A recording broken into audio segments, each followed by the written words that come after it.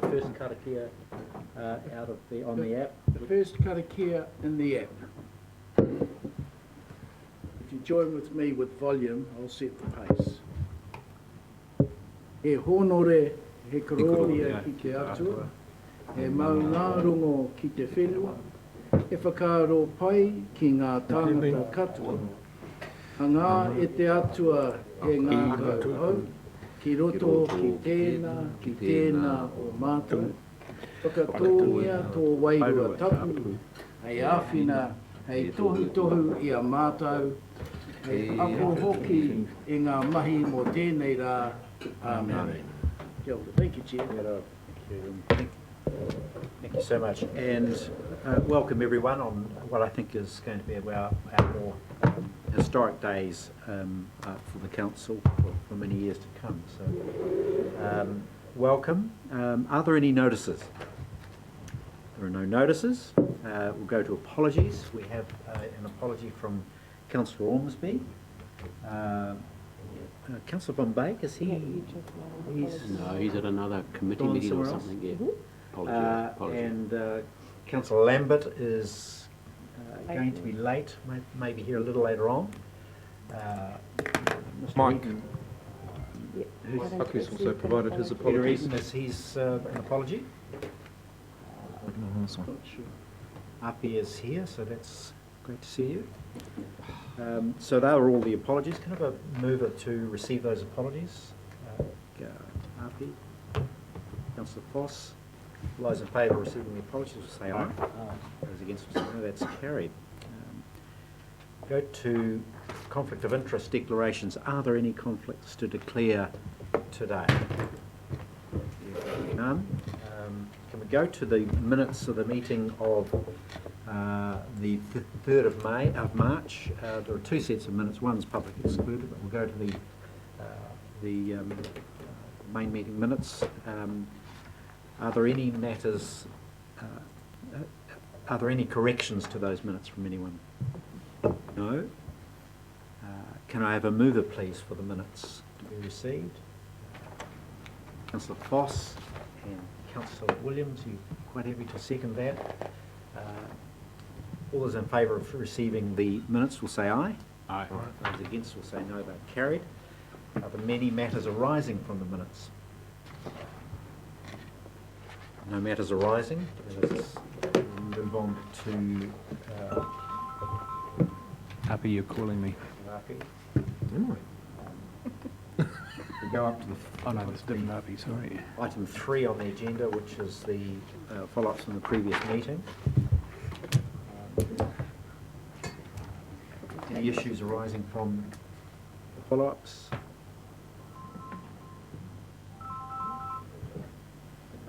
That's morning tea, Councillor.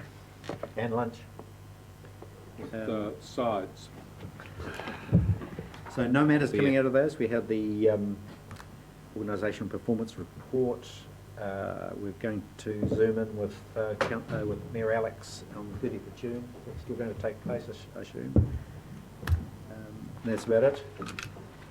No matter issues there. Call for minor items. Any items for the agenda, please?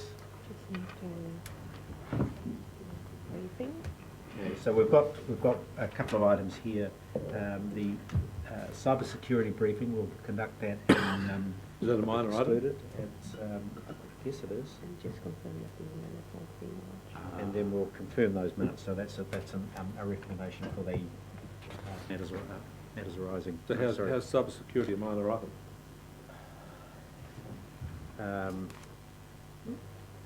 Well, it's not a minor item. It's an item that we'll raise. In Will be the excluded.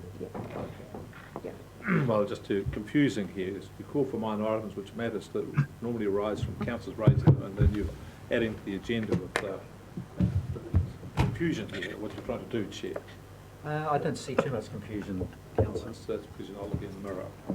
Sorry. So, Chair, if I could just comment that we should have added this in the notices, that the cyber security briefing is an addendum to the IT briefing that we're providing today, and that item we would just like to have in public excluded for the obvious reasons that there is sensitive information to be conveyed to councillors. So it is part of an agenda item today, just in light of the events in the last few days nationally. We've just decided that it would be best to do part of that discussion in public excluded, and we should have done that by notices at the start of the meeting. I want to thank you. That's clarity and that's leadership for you. It's good that you've shined a light on this. We're looking for that. You've had a good morning, Councillor. Well, if I'm going to get a hard time for turning up here late, Oh, the chair can decide. So this is Utu. That's exactly right. I There's more to see. come. Okay, all right. There's more to come. Sorry for the, Do you need- I'm sorry, I'm going to have to take this. This is a Okay, very that's- insistent member of the Transport Committee wanting to talk. sorry about that. Okay. That's morning tea paid for with 2 sets of sides. That's, can I just go back to, it's been confused by Councillor Barker somewhat. We just needed a mover in a second. I'm assuming you're moving Assume nothing. the follow-ups, Councillor. I'm sure you commented on that earlier. I didn't comment on any of it. I'm mistaken. Well, I'll help you, Chair. I'll move it. Thank you. And seconded by, good to see you, Councillor Lambert. Great to see you. You've seconded that. So all those in favour of receiving the follow-up report will say aye. Aye. Those again will say no, that's carried. I'm sorry, Councillor Foley, did you have something to raise? I thought I saw your hand up. Oh, I was happy to move or second, but you've found someone, so that's all right. Great, thank you. You snubbed him. I think we need James here. So can we go to the FARS Committee report, please? So that's decision item 6 on page 7. You would have received and read in full the meeting of the 5th of May, the Finance Audit and Risk Committee. Councillor Foss, you were by zoomed in, didn't you? So you're still part of that meeting. Do you want to comment on Yes. report, please? Thanks, Chair. Take the report as read, and some of the pertinent items are floating up under other headlines under this committee anyway. But one important point for the record, our independent member on our FARS committee has resigned and gone to work for Hastings District Council, Rebecca Dinwoodle. Dinwoodle, excuse me. And just publicly acknowledge her assistance and work and contribution to our committee over quite some time. And we have begun a process of seeking a replacement there, and any suggestions of people that may be interested would be most welcome. The other important item is the risk maturity update continues to mature. All sorts of bow ties and things have been done. Jess, if you'd like to touch or update anyone on those, or the committee on those at least, any pertinent items there. Otherwise, it's still work in progress, but I think we're about 3-ish months away from completing all of the particular items that are going to be examined by the leadership team and appear in the various risk reports coming up to ourselves. There are some Treasury reports in there. They make quite good reading from a HBRC point of view. But of course the outcomes lead to further discussions in and around the balance sheet of this organisation.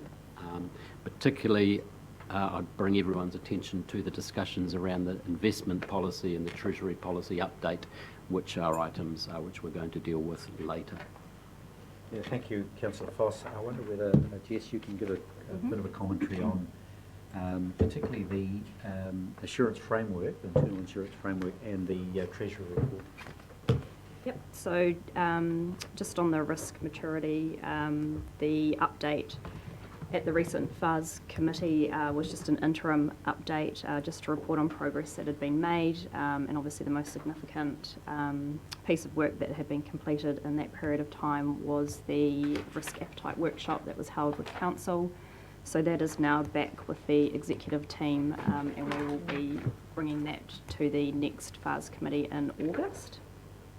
But everything is on track as far as the risk maturity framework goes and tracking well to the roadmap. The assurance framework is a new piece of work which has been done within my risk and assurance team. And it's really, I guess, a piece of work which shows, I think, the maturity of that aspect of the work program. It attempts to formalise the program of work around corporate compliance and remove any ambiguity around the roles of governance and the operational aspects of reviews that are held internally throughout the organisation. And it will be a tool to provide both the executive team and the governance of the organisation, I guess, the assurance and confidence that we're meeting our compliance and statutory obligations. So it's really an attempt to sort of pull all the different work streams right across the organisation that play a part in that together to give sort of oversight around what's happening and where the risks are. So really exciting to see that sort of come to fruition. That piece of work's been on the in the pipeline for a while, so the team have done a good job to pull that together. Thanks, Jess. We do have the quarterly financial report later on agenda item 9, but which incorporates some of the Treasury report. But are there any questions to raise that anyone wants to raise on any of the issues from coming out of the FARS committee? Anything there to raise? Councillor William? Thank you, Mr. Chair. Just one question on item 5. The sentence reads, staff advised that although there are appropriate processes in place via the site-wise and the council's contractors, these are currently under review in order to address inadequacies identified by the audit. What were the inadequacies identified by the audit? So I think the inadequacies were, it's probably not the best use of word. Inadequate use of the word inadequacies.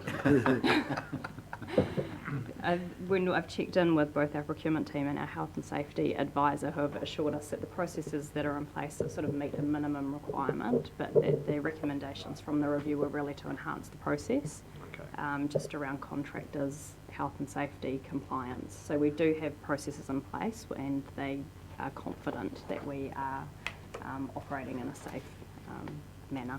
Thank you. But we I could perhaps just make an additional comment on that. So part of the issue is that we have a site-wise requirement in our policy for, and it's an independent verification process that our contractors have adequate controls and their own policies and practices in relation to health and safety, given our responsibilities for them.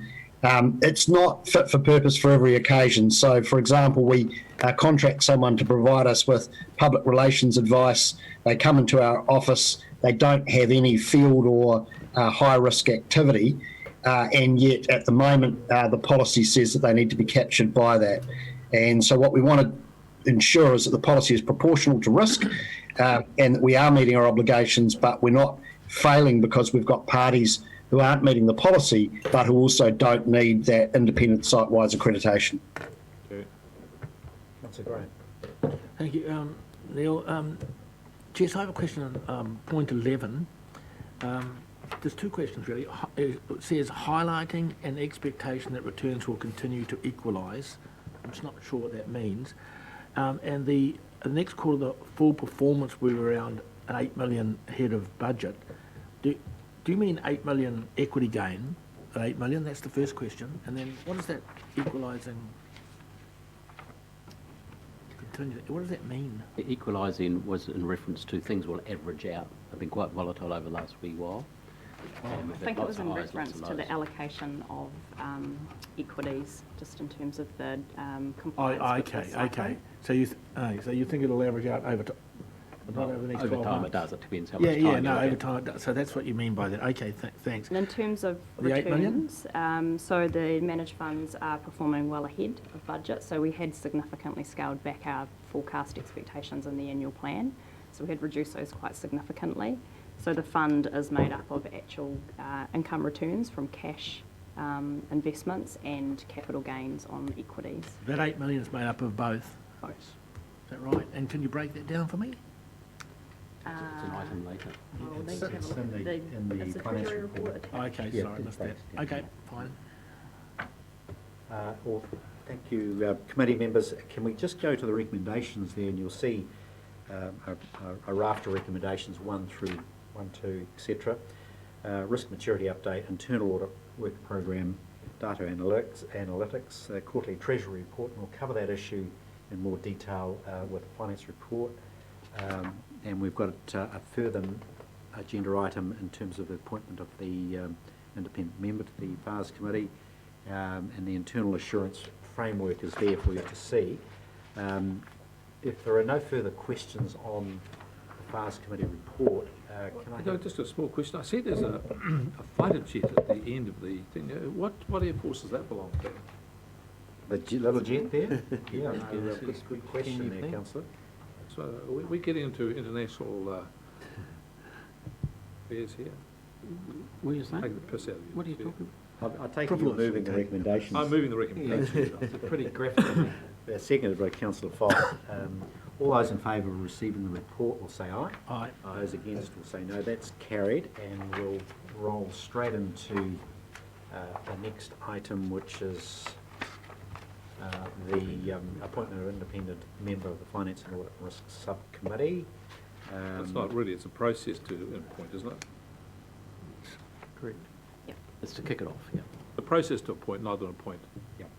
Just making sure we're clear about this, Chair. Thank you, Councillor.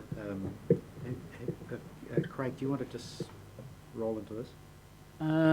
Well, it's there as described, and then, so we've moved all the FARs, we're moving into the next item on its own? Yes, we've moved on to the next one. Okay, so it's a very valuable and important function. It's fresh eyes from the community, and there's valuable input from someone outside the organisation, particularly when they bring in public service type knowledge or the way to look at a balance sheet and financial acumen. And at the end of the day, as I said earlier, I welcome councillors and staff to suggest to people that they may want to be interested in applying via the process, and hopefully we'll have that underway pretty quickly. It is, and for the public, it is not a boring process as it might sound. It's very interesting, and this organisation in about 5 years will be a $100 million organisation. It is significant importance. Chair, I'm happy to move the... I've got one little suggestion before you do that. I'm happy to accept an amendment. Well, would you accept? I was taking questions, actually. Councillor. Yeah, I thought we were taking questions. Well, here's a question. In the recommendations I see we have the chair of FARS, which is great. That's Craig helping Jess make the selection. I just wonder whether we shouldn't have the chair of the Corporate and Services chair involved in this as well, given that the wider view takes in that I agree. mandate. A troika. A troika. A troika. Yeah, very powerful troika. We might Powerful invite the corporate and strategic As long as you'd be chair. happy to do that, more work. Yes, no, it's fine. We do not have a Define. corporate and services chair. Well, I'm happy to move that we have the chair of FARS, the chair of Corporate and Strategic, and that our very fine... Don't miss up, he's corporate getting services- upset. He's got his hand up. Services manager to lead this. Got my question. Thank All you. right, so we've Yes, got fine. a minor amendment there. Did you have a question, Api? I did, thank you, Mr Chair. With regards to the public notice that Councillor Foss issued, could I also ask that the Office of the Po Whakarai send a request or notification out to all of our PSGE groups, asking them to consider applications? Good point. And following on from Chairman Rex's question earlier on, would there also be an opportunity for a delegate of iwi representatives to participate on that panel as well? What? I think it's a good idea. I'm just putting it out there. Why don't we just resolve for this bit, but that's a perfectly welcome suggestion. And look, the more the merrier in this stuff, which is quite exciting. Because what very exciting. Craig is right. It's really important because the independent eyes. It's actually Well, really important. how about the Po Whakarai be on the panel? There are two political appointees and two staff appointees. Anyone else want to join the... I think we should have a representative from Napier and a representative from Hastings as well. You've got to. So we're all good to go. No, independent. We can move on, Chair. I think we'll just take that. We'll just, sorry, Thank you, Mr. Councillor Chair. Williams. Thanks Councillor so Williams. much, Api. Councillor Williams. All right, everyone's good. Okay, well, look, just at 623 it says the subcommittee recommends the preferred candidate to the corporate and strategic, whereas at 2.2.3 the recommendation is to the council. Which is it? Should they be the same? They're both. Because the FARS point is committee that FAR recommends to see. FARS committee can't make a decision, can they make Okay, recommendations? so should 2.2.3 say to the corporate and strategic committee, or should it say the council is just vacuous nonsense that I don't need to utter? It's a generic it's- term it's- because it is the council. It's to council, but Just the council, council's we the could make appointment. it clearer by passing it through, but let's not do that. To resolve the decision to make the recommendation at corporate and strategic. Madam So- Secretary, have you got the gist of that recommendation? I do. I actually included, I wasn't sure to include the FAST chair, corporate and strategic chair, the Pau Whakarai, and the Gene corporate. Is that great?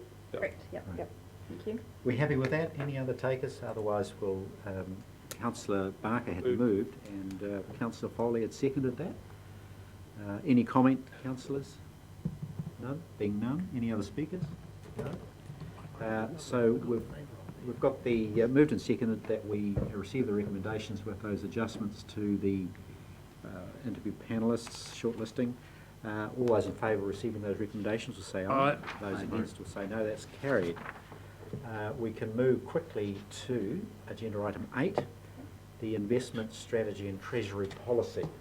Just Do you want to invite- speak to those? I can speak to the paper and I'll just invite Bronda to come up. Rhonda, yes, please. To take feedback and answer any questions. So this is just the next step in terms of rolling out or implementing the financial strategy which has been crafted for the 21 to 31 long-term plan. I think the paper describes that the investment strategy and the treasury policy effectively operationalise the financial strategy and describe how that will occur, and also describes and details the limits within which we will operate in terms of delivering that strategy. So, councillors, you'll see that in your attachments. So that's the investment strategy on the attachments. Rhonda, have you got a comment? So the investment strategy is a new document, so that's not marked up. The treasury policy is a marked up version of the existing policy. So just to explain the difference in the look of those documents, and happy to take feedback on we should start with the investment policy. Investment strategy, sorry. Straightforward to me. Are there any comments on the investment strategy itself? Mr Chair, I've got 2 or 3 questions on that strategy and about 10 on On the policy? the Treasury one. So I don't know whether it's best to do questions or comments or how. Let's take both and let's rattle through, because I've similarly got some. But so it's in development. This is an opportunity to input its draft. So if you've got something to contribute, let's have it. Okay. All right, well, just on the investment strategy, just as it says, you've allocated certain things as strategic and certain things as non-strategic. Forestry is strategic, the long-term investment is non. Just the thinking behind forestry being a strategic asset. That's the question. It's because it's held, it's not for sale, it's held, therefore it's deemed a strategic asset, I think. Is that right, Jess? As opposed to others that can be sold. I'm just trying to find which page are you referring to? I'm on page 3 of the investment strategy. I don't think that'd be the actually case. think that might be, we'll have to double check on that, because that might be an error in the fact that it comes from the significant and engagement policy. Yes, And they I should don't- have the determination of whether or not things are listed as or determined as strategic, as they are governed by that policy. And that might just be a Check that. typo, but we'll check that. Sure. No, good, Right, that good was- point, councillor. Thank you. So what should it be? What's that? Excuse me, what should it be? They're going to check. The determined, whether the asset is listed as strategic or non-strategic is determined by the significance and engagement policy. That's right. There's a definition on the left-hand side of the page there. That's what it should be.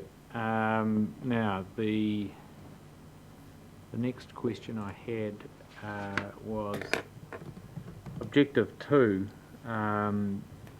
It says it's to receive a target return from HBRIC. I'm just wondering whether we need to add any wording in there about in order to reduce the burden on rates, because that is part of the strategy, is signalled in the introductory words. Sorry, councillor, do you mean the guiding principles as opposed to objective 2? I was reading on page 4, to receive a target, the first bullet point is under objective 2, to receive a target return from HBRIC. You don't need necessarily to refer to it, but I mean, that's why we're partly doing it. In terms of the, Rates, relief. you know, the reason, yeah, that is expressed earlier in the document. I'm just wondering whether it needed to go in the objective. Just a thought. But if you put that in there, then the council, future council might have another alternative use for those returns from HBRIC. They might wish to spend more money on environmental issues rather than look for reducing the burden of rates. Which is kind of around the other way, but I just wonder whether you want to tie it down so Yeah, no, that's fair. I mean, the purpose on page 1 says that you're doing this as a mechanism to maintain intergenerational equity and as a funding source to reduce rates. So, Yeah. okay. Maybe leave that open, thinking out loud. Perhaps if I just leave it there for now and I'll digest on some of my other questions while. So you'll come back on the policy. Thank you. Councillor.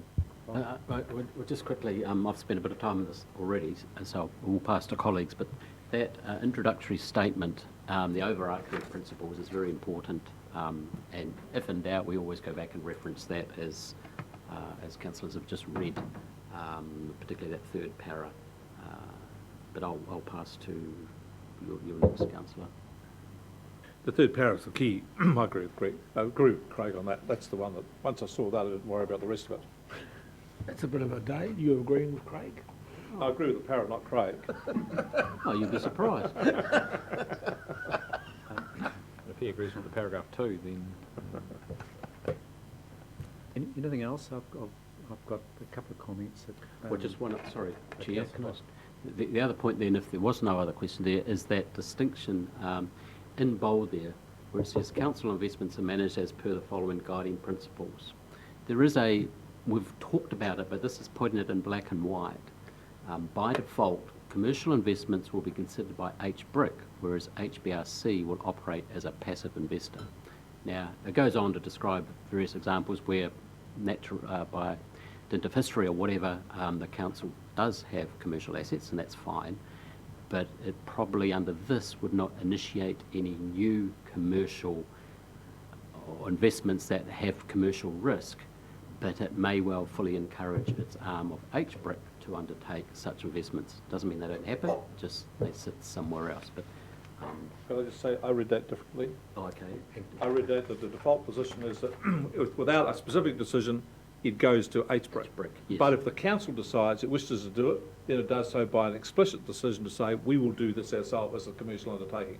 So it leaves the gate open both ways, but the default is Yes. shifts to HBRIC unless you make a considered decision to do this for that purpose. Exactly right. Which I thought was perfect. Thank you. We agree again, Rick. We agree again. See that, Rex? That's 2-0. That's a beautiful thing. I just want to comment on that as well, because I think we potentially need to just alter the way the words is phrased there. Because when I look at this, I'm thinking, are they actually our guiding principles? Is that what we want to have as up front? I mean, I've got some structural thoughts around that. And is it what's it meant by passive investor? Have we got a definition of what passive investor means? At the moment, for example, we are the landlord of properties in Wellington, and that to some extent is not passive. We engage with the tenants to some extent. So I'm concerned that our principle is, if you like, excluding HBRC from being the investor of those. Have I got that wrong? Yeah, I would say that what you've done is just pick up historical things. We do carry on doing what we're doing, Yeah. but in the future, active investments will be done by HBRIC unless the council decides for itself it will do it somewhere differently. So it will be a conscious decision. So we defer to HBRIC to do the commercial investments, to be the active investor. Yeah. We maintain what we're doing. But if we decide, as a council, we want to do the active investment ourselves, we do it as a conscious decision. I hear what you're saying, Perhaps we should acknowledge the current status is based on Yeah, decisions that have been made previously, and those assets I do hear what you're remain. saying, and it's a good point. However, what we've got is a policy or a strategy document which is explicit in saying HBRC will operate as a passive investor. We need some clarification. For I would new have thought, investments. For new investments. So But some.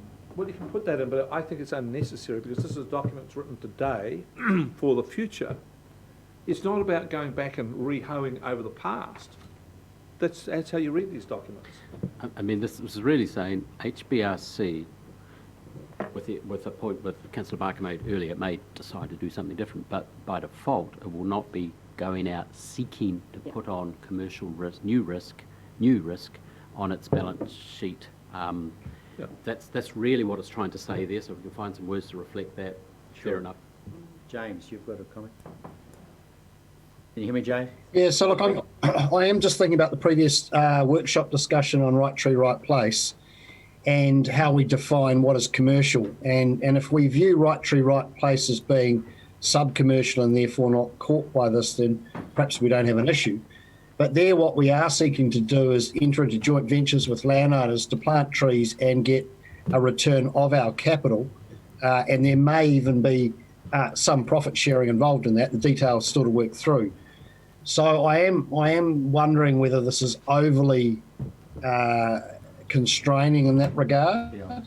I think, yeah. And I do take the point that we've got existing, and it's not just obviously property. We have forestry harvest occurring right now where we're seeking to get a commercial return on those forests. Now, we hold the forests for soil conservation purposes primarily, but what we're doing is we are undertaking a set of commercial transactions. So I think, yes, there is a distinction between what we've inherited and what we'll do in the future, but even in the future, I just wonder whether we want to put words like, generally, or the starting point will be a little bit by exception. And I get the fact that the policy as drafted does have an out. So, if HBRC doesn't want to proceed, HBRC retains the option to invest directly.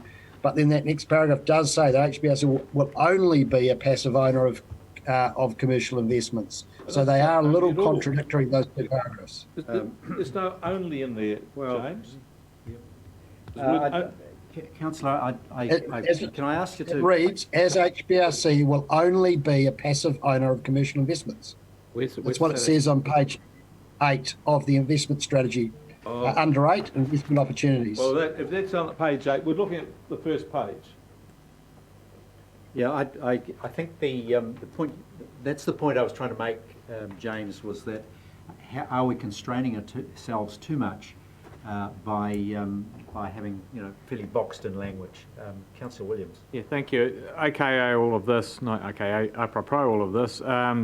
8.1 says that prior to making any investment decision, HBRC must undertake a robust evaluation of the investment. Wouldn't that be HBRC? Does that need an I in it? Yes, that sounds right. No, because this is HBRC's investment strategy. We're talking about HBRC here, not HBRC. Well, I thought the whole model of this was that HBRC does the grunt work and decides what's a good investment, and that's we're a passive investor. So why would HBRC? Why am I doing an assessment of the proposed investment? But if you were to make a decision about how HBRC does its own investments, you would then be a deemed director. Well, I don't want to be. I'm thinking it's HBRC that does the evaluation, surely. Actually, colleagues, I think the guiding principles, those first two statements up there in bold, but as Councillor Barker noted, but if there is no, for whatever reason, HBRC decides to go back through that gate and make some kind of commercial investment, which this does allow, then that's what it should do. Exactly. If this, then that. I think the intention was when we refer to commercial investments that the primary objective of that investment is a financial return as opposed to being a blended investment opportunity which may provide financial return and environmental benefits. Yeah. So I think when we refer to commercial investments, we're sort of signalling that anything that of purely of a commercial nature should sit within HBRC's realm. Yeah. That's, I think, what we were attempting to describe in those. I got that very clearly from this. Well, I won't be signing off on a policy that has this council doing the robust evaluation. We might read it, we might review it, we might debate it, but I won't be signing off on a policy that says we do it. So, So you all can if you like. But this is what's saying that if HBRC is to invest, ourselves to invest, we must undertake a robust evaluation of that investment, which I would agree with. but your point is, or engaging expertise to do that on our behalf. Is that your point? No, it needs to say HBRC there. It's as simple as that. Sorry, can I maybe just make a clarification in that space? So this is actually an evaluation process for HBRC for those investments that are not deemed to be being done by HBRC. So this is where we're talking about the likes of the forestry returns or right tree, right place, any of those sort of bits and pieces. We wouldn't normally expect HBRC to do those evaluations. They wouldn't be doing it because they're not actually the people that are doing the investment. That would be being done by HBRC. It says prior to making any investment decision. That's HBRC. God, I don't know. Okay, but I don't know what this policy Well, says. We just seem to be getting stuck on a couple of things here, which actually everyone's mostly on the same page, but there's some wordsmithing there. Let's just go to the recommendations and see whether we land in the right Could I just place. come back to one point? I think James has got right here. I just, back in 8, I just think you take a word out. It says that as HBRC will only be a passive owner of commercial, to take the only out and put in there generally. You with me? Yes. That then just loosens the thing about, to have it only, we've just taken it a step too far. Yeah. That covers off Neil's point about the commercial investments in Wellington, and then gets us to, we've got 2 gates here. Generally, commercial part will go to HBRIC, and the passive investments will stay with HBRC. And where HBRC is undertaking passive investments, it must do, as a matter of course, a robust investment strategy. We'll put the word passive in 8.1 then. All right, you're saying prior to making any passive investment. But the problem with that is, if you're going to, HBRC decides to make a commercial investment on its own thing, it could then be read to say that you only have to undertake a robust investment process if it is, if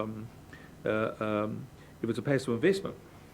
Well, Is your concern that something may come along, HBRC may think, yes, someone else had a look at that, they don't like it, but we think it's worthy of investment, it has commercial risk? Is your concern that there's not the expertise in here to evaluate that? And that's no different to many things we do. So is there a couple of words in there we can put that HB must have undertaken or received expert advice or something like engaged that? with the appropriate I'm just trying to get everyone across the line. Let's 'cause just, let's just, so. We'll just come back to, I'll get Martin's point. Martin, there's another document which is missing here. Another thing is that before HBRC makes any investment of any significance, it comes back to HBRC to tell them what they're doing. And HBRC has to then explain to you, explains to the council what it's doing and why its investment is, and will demonstrate that it's undertaken a robust process. Have we got that written anywhere?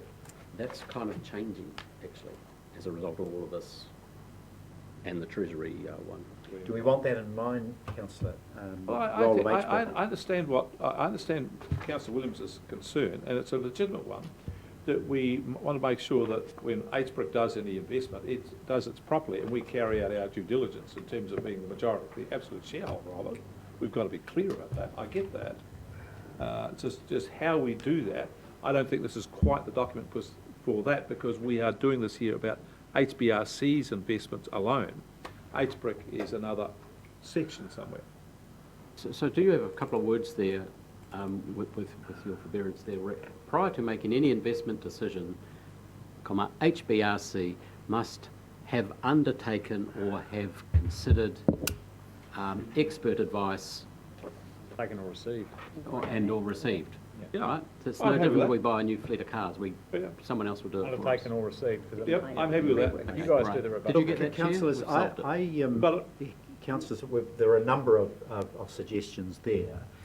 There's no great urgency to get this done by next week. I'm I'd be quite interested to just leave it in abeyance for a little bit longer, have another crack at it, and then bring back the next iteration. Is that where you think we should? Okay, Chair, but although there was a solution to that one with both three councillors here. Three councillors have got a solution which might be helpful. Let's To make that sure we got particular it. point, that's all. In this, on 8.1, Yes. prior to making investment decision, HBRC must undertake or receive a robust evaluation of the Sure. proposed investment. And to going to your point, councillor, around the role of HBRIC, Yep. perhaps just expanding 9.1 a little bit to reference that that reality around HBRIC's activity.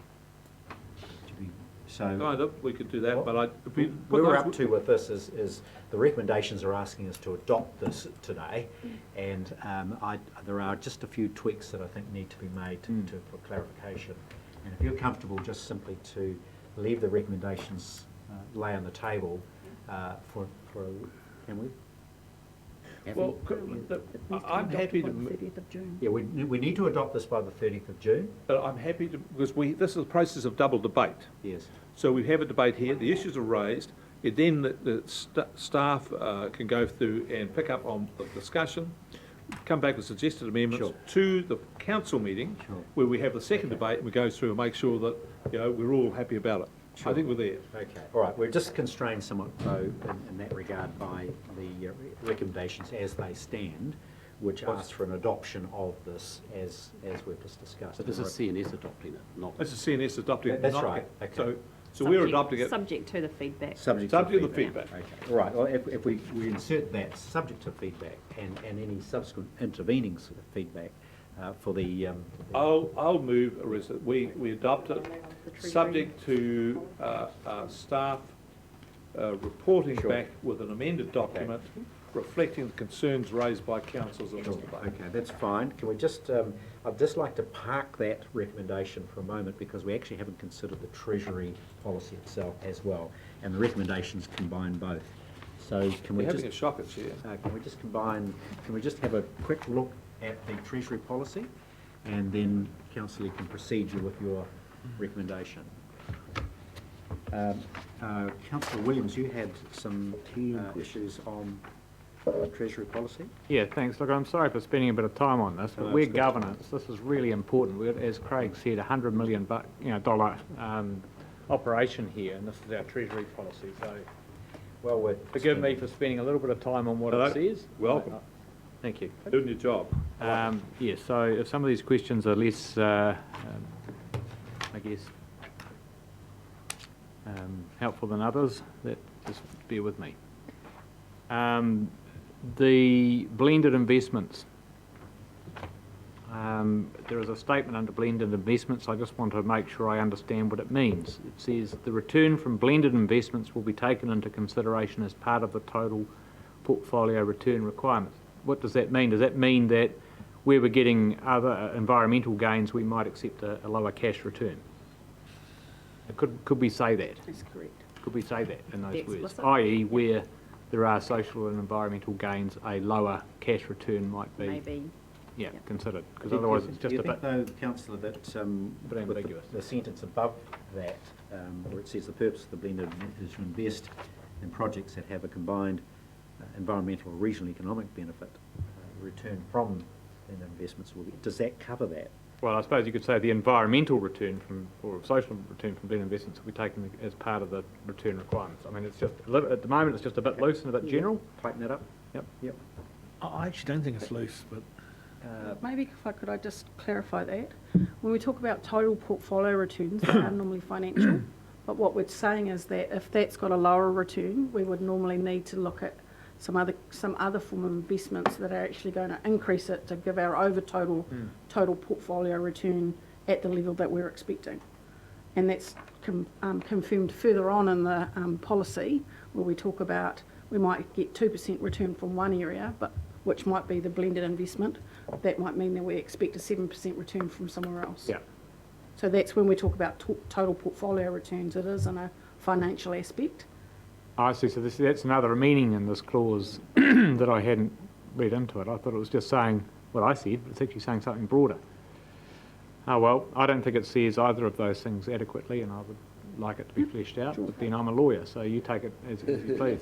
Someone else is going to absolutely. interpret this one day. I share the same concern around it. So. All right, No, we can clarify that in the, okay. Second point. On the next page, it says the GMCS approves the amount and timing of the funds. Who's the GMCS? That's my position. Group It's just an Manager, acronym Corporate for you, Services. is that Yeah. acronym defined anywhere? Does it need to be, or do we always know what that means? it's further on in the policy. Okay, It's great money, something or other. Next one. I had a question mark that says carbon credits are considered a non-strategic asset. I suppose that's right. On term deposits, investment policy, investment parameters. This is Could on you- page 7 or page 7, page 205. Sorry, page 205. So it's part 7, page 205. Term deposits, investment policy, investment parameters, and we have deleted a clause. Why is it deleted? Is it replaced somewhere else? I think the answer may be yes. If so, where?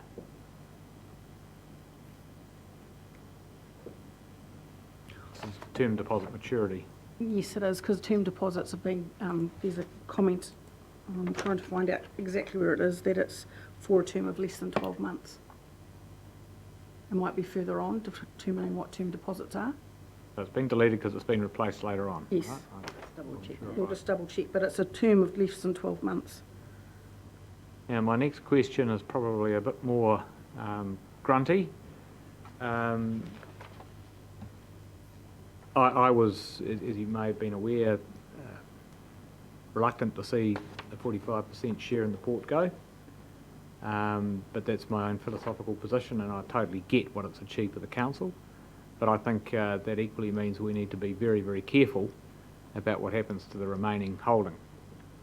And there's a statement under disposal of investments that does apply an element of fungibility in the remaining asset, and that is the deletions or the changes to clause 11.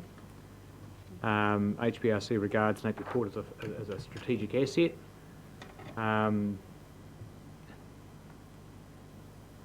It has deleted a number of words. It just says now, in any event, the council will comply with the Local Government Act.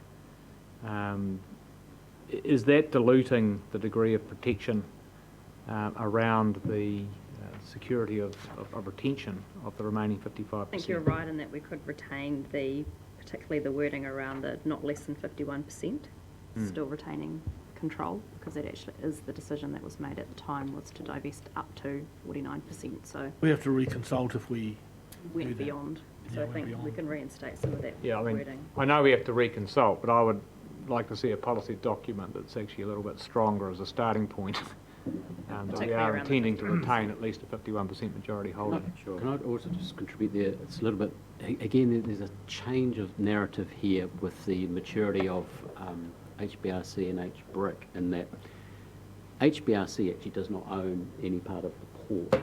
HBRC 100% owns this entity, which owns a large proportion of the port. So the relationship will then evolve into HBRC, HB, and HBRIC have an agreement per dividend per year, and HBRIC will manage its investments to the best of its ability, referencing covenants and agreements such as exactly as the 51%, which is locked in stone agreements. But you just notice some of the changes in there, because Napier Port used to rattle off the tongue quite a bit. This is just a reflection of reality there. So I have no problem with adding that in, as long as it's via HBRIC. Yeah, Sure, that yeah. is noted in that paragraph. Through HBRIC. Yeah. But the thing, I think we've merged, conflated two issues here. One is the holding being a minimum of 51%, with the 51% of whatever we've got in the port, with our shares ports, being a strategic asset. What I understand to be Councillor Williams's question is, if there was a move to sell shares below 51%, have we, by this word language here, weakened in any way the protections for those shares? That's the question.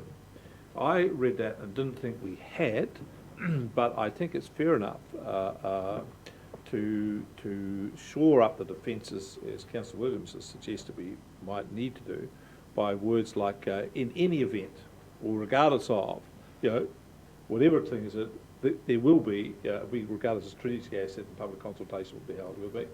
Yeah. So you can't, so it just wants to have, I think what wants us to glued, screwed and nailed, so that there's going to be no way of anybody mistaking this. To be clear, I think our policy needs to state that our intention is to retain a majority shareholding, but in any event, if there is any other different view, there would be consult. So it's a bit of a process. That's written somewhere, isn't it? That is policy. That is our policy, is to hold. Yeah, well, The significance this and seems to be a engagement good place policy. to record that. Remind us of it. We can Well, that's- refer to the policy that the asset is governed by Yeah, in this I think document. that'd be really helpful. Yeah. They're good points. So we'll make that adjustment Yep. there. Happy to do that. Councillor, any further? Yeah, points you'd like? I've got quite a lot. Okay, let's go. Can you tell me, there's a number of changes made on page 209 to our Treasury investment settings. Just I guess, explain the changes. What are we doing there? Why are we doing it? Is it because, I won't presume. Tell me. Sorry, which, Table, counterparty risk, Treasury policy. What are all those changes all about? So which page are you on, Martin? Some other page, 209. 209. I realise, which one? Part 7.15, the policy. Oh, yeah. so the intention of this is similar to what we talked earlier about, the fact that council would primarily invest in either the managed funds or in term deposits that give us a protection, a capital protection.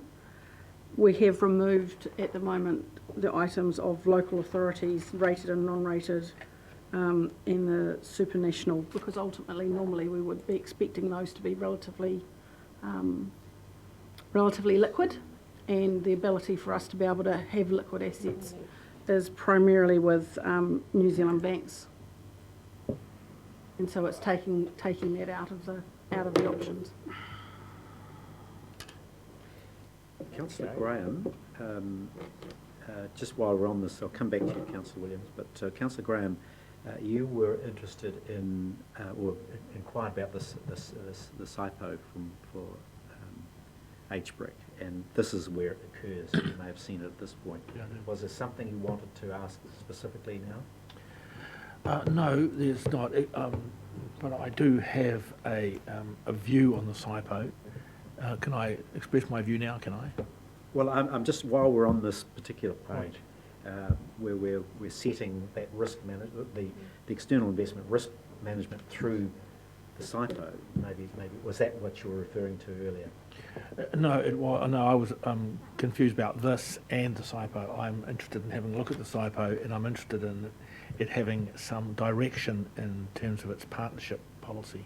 Oh, okay, so different matter. Different Okay, that's fine. Councillor Williams? Yeah, so we've deleted reference to local authority bonds because, just give me the answer again. So primarily the intention in this space is if we're investing money, so there's two sides of it. There's the counterparty risk with something like the LGFA, which we have to have for us to be able to borrow from them. We also have to have a security on the other side on the book, so we have to have the LGFA in there.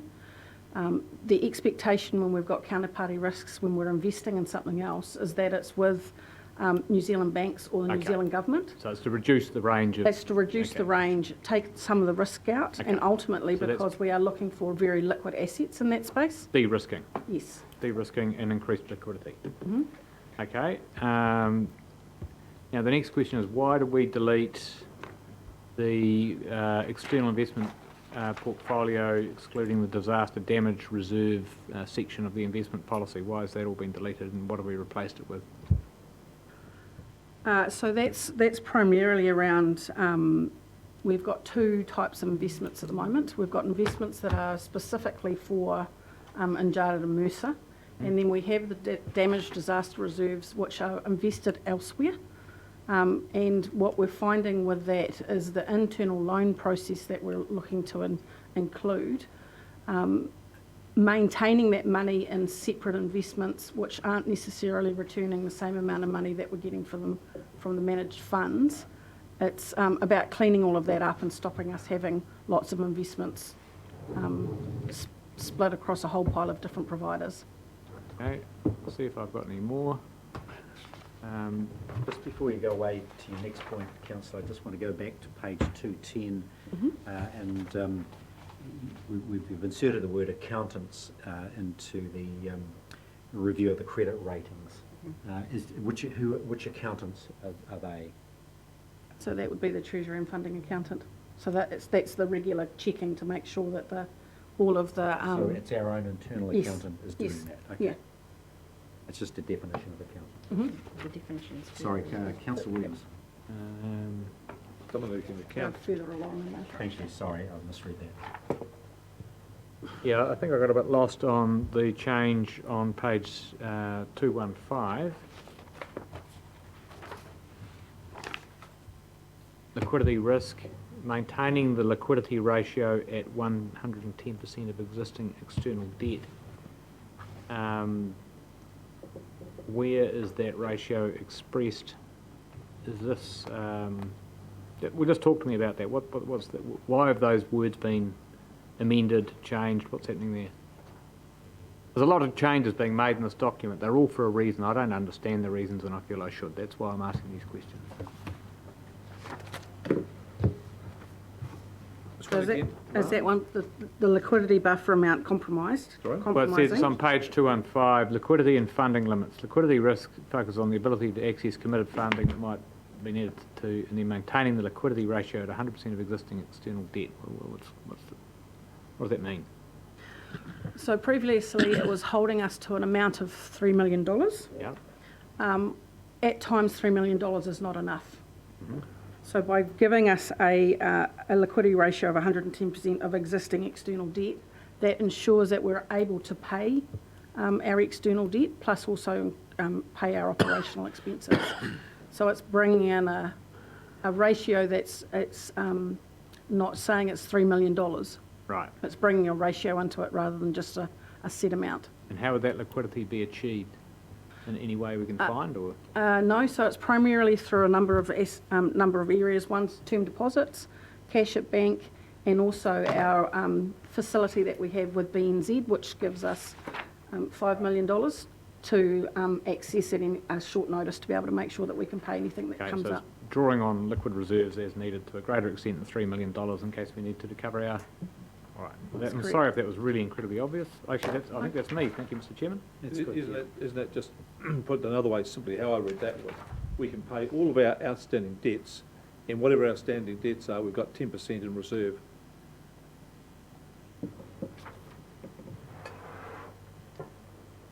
Yes, is the short answer.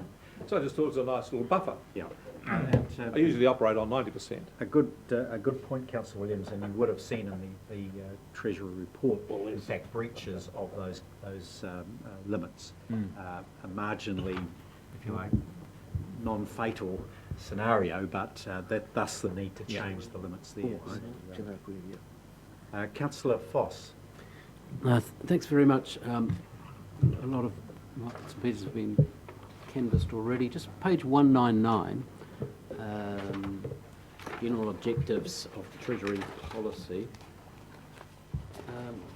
So all pretty good, but there's obviously a smorgasbord there of things we aspire to, and then we try and get specific objectives are, and we rattle them off. Can you explain a bit further, and it probably will reference our earlier discussion, the one that says hold certain investments for strategic and non-strategic benefits as well as for the commercial benefits to the region. I'm just interpreting that as what I think is beneficially commercial for the region, may be totally different to what someone else might think. Having said that, I know it's just an objective, it's not a die in the ditch, but any further thoughts? Because you've changed it, a couple of the words there, so you've obviously pondered this and left it quite wide. Perfect. Because the CEO, earlier mentioned however right tree, right place, for example, plays out, however it lands, yeah, it can fall into lots of different buckets, environmental, social good gain, there may be a commercial gain on it. And then we have things like this here. So I'd suggest we do canvass this earlier. I don't know, can we clarify it a wee bit more? What number are you on here, Craig? Page 199, part 2.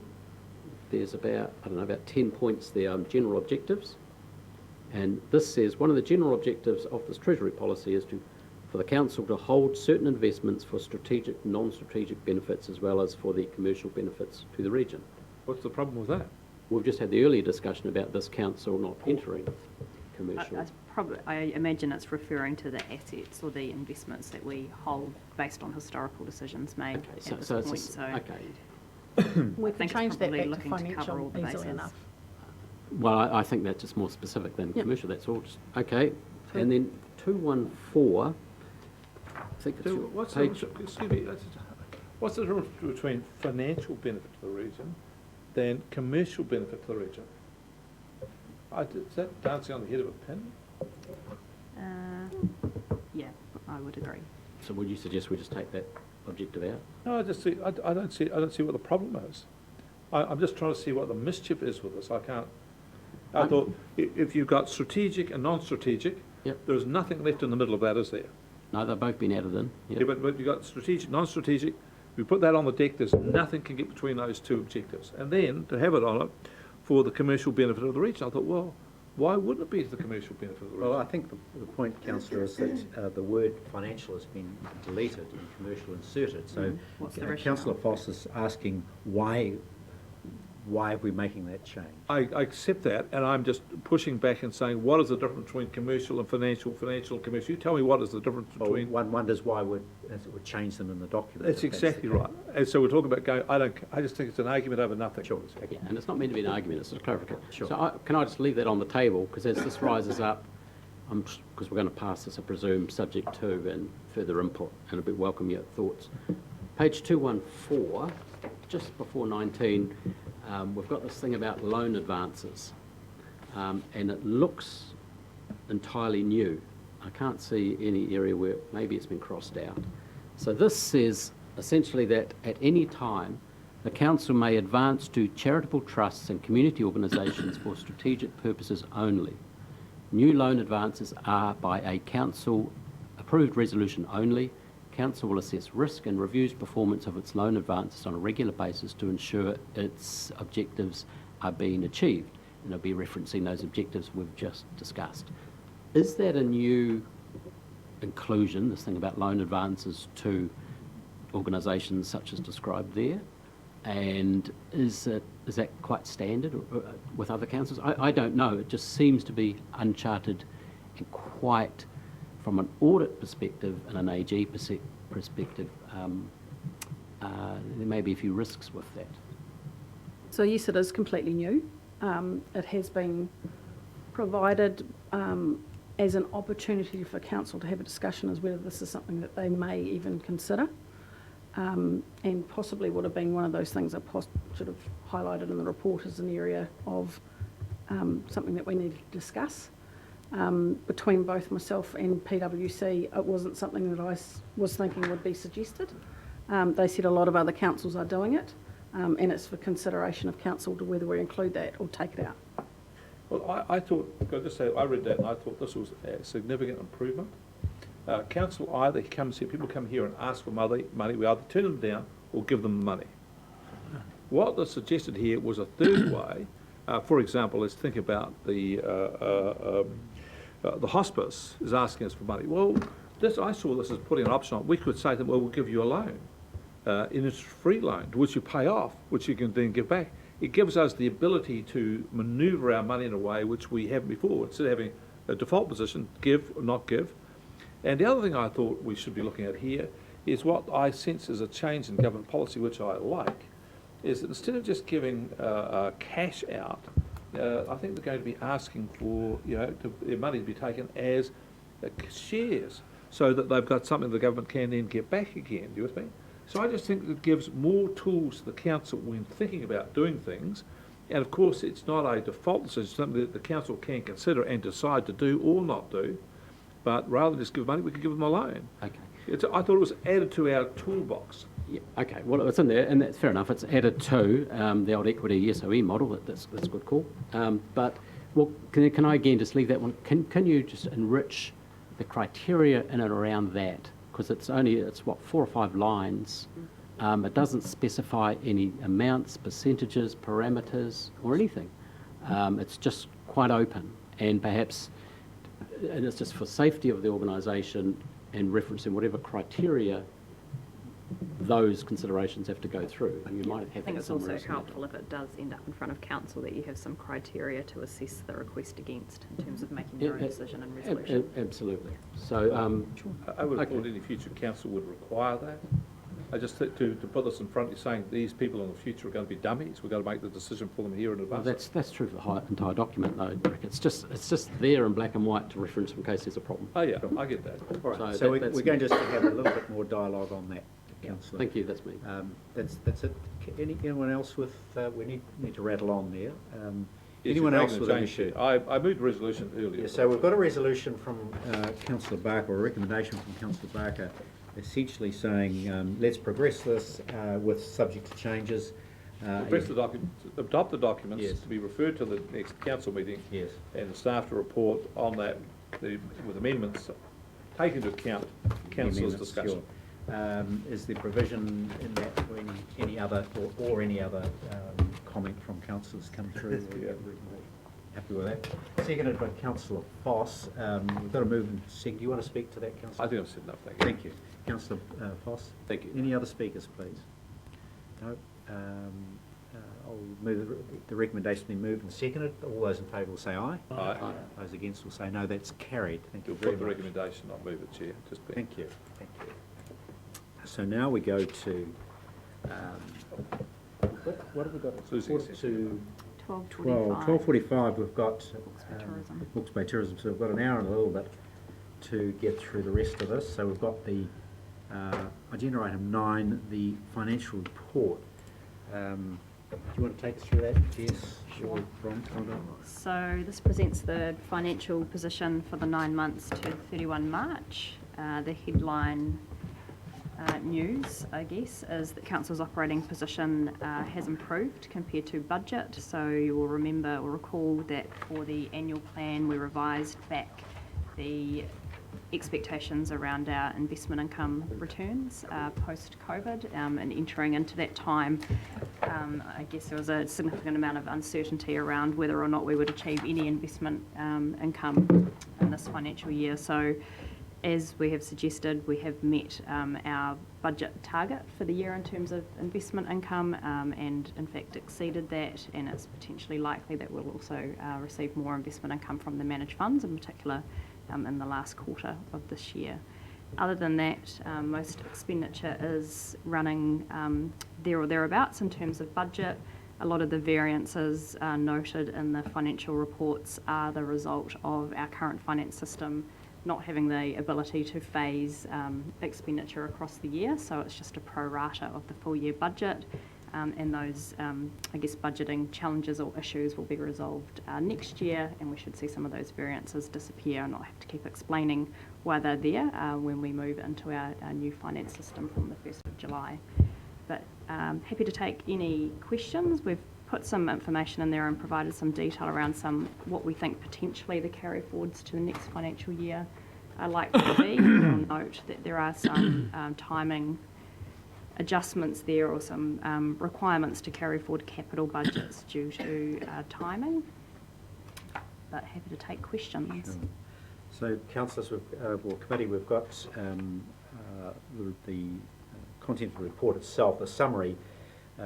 5 to 9 gives a pretty good overview, quick summary of that, but then we've got the attachments going into the detail. And you can see there that a significant return on from HBRIC, the operating income being exceeding budget by 9%. So congratulations to the team at HBRIC for such a brilliant job on that return. So Yeah. got any comment on that? Who's on the HBRIC board? Gardner Mercer. Chair, I have a question. Councillor Graham. Just on items, group activities 16.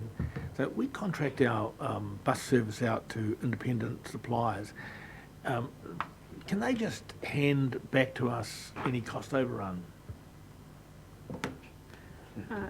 As part of the contracts, there's two things. There's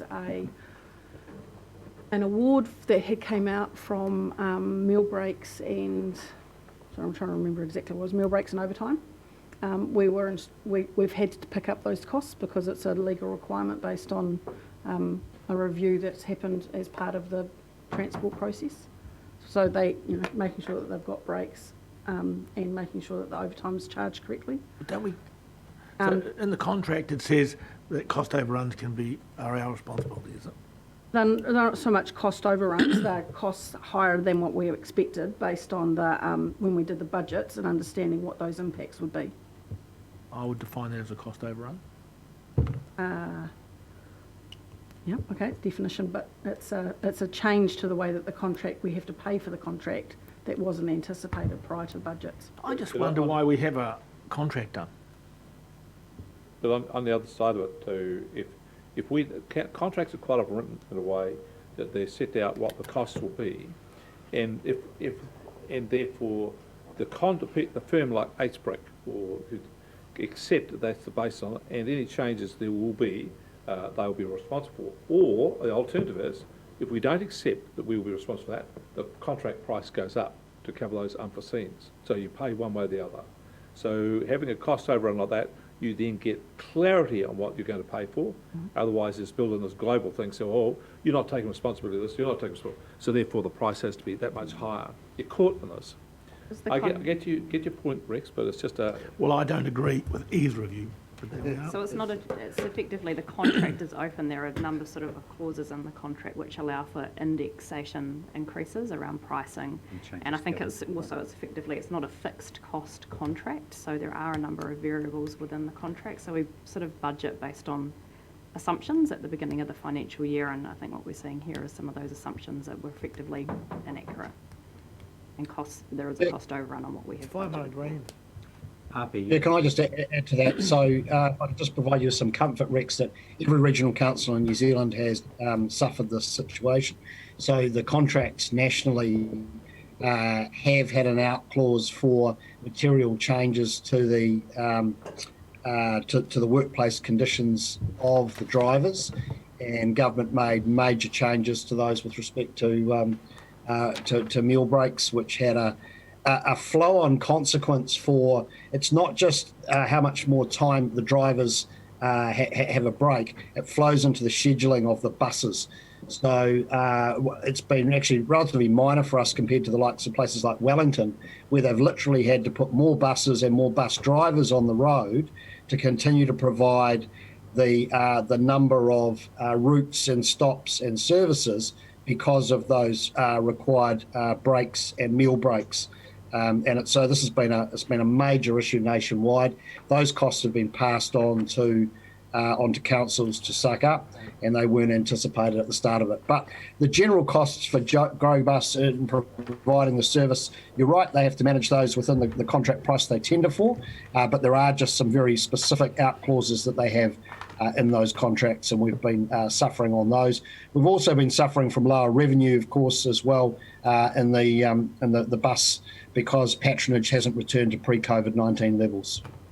So this probably should say lower revenues as well, but it doesn't matter. I don't want to be pedantic. It's 500 grand. So, Api, you had a question. Thank you. Through you, Mr. Chair, it's a supplementary from the Chairman's question. The paper obviously indicates that this work has progressed significantly, and so I just wanted to send up a flare as this continues to develop, particularly for the Office of the Pou Whakarai, and invite them to make contact with the Takitimu Māori Districts Committee, as well as the Māori wardens, who have expressed an interest in working in partnership with HBRC. They currently do a demand delivery service around town for Pākeke and the elderly within Napier and Hastings, which has good, strong alignments with the Roading Transport's desire to see an on-demand service. I don't know what their actual capacity is, but that's a conversation between HBRC and and those various groups to see whether or not there's an opportunity to perhaps integrate with an existing service in our community that's already struggling to meet an on-demand service, and it might align well. Thank you, Api. I just wondered whether Councillor Williams might comment. Is that something that you'd be interested to hear from in terms of representation to the Transport Committee? Absolutely. Yeah, it's a good idea. Thank you for that. Any other questions on the financial report out there? I've just got one very minor one. I was just wondering why the Sustainable Homes program is captured within the catchment management expenditure. How does that work?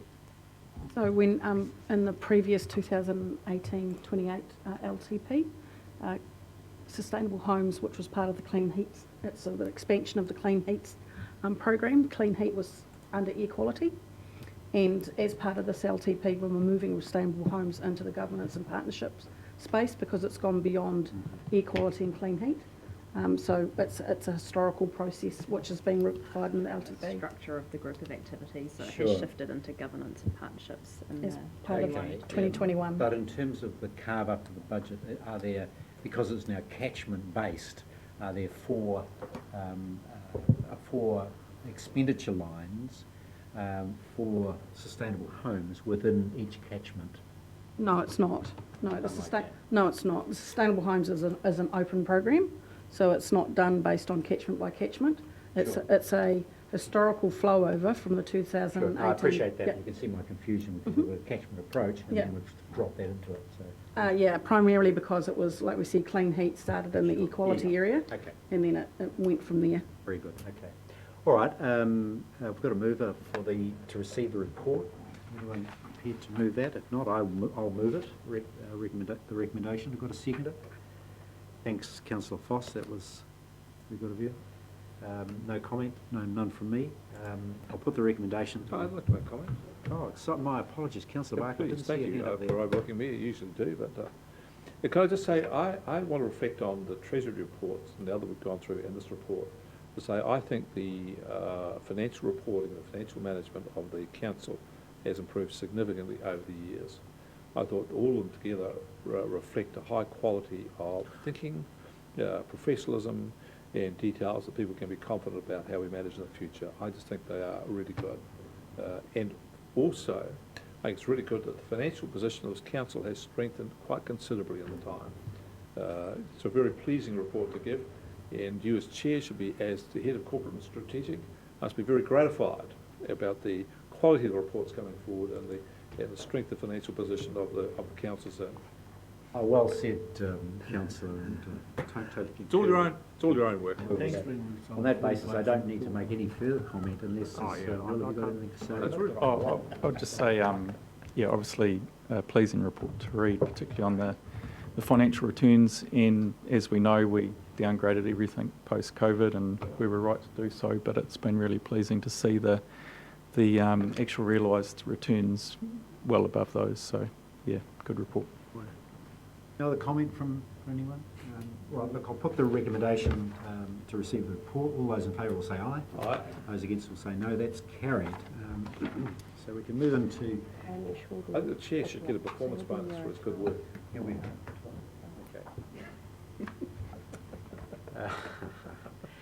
We've got Hamish coming in from Tourism Hawke's Bay. Let's thunder on down the agenda. 12 and... It's at 12, is it? Quarter to 12.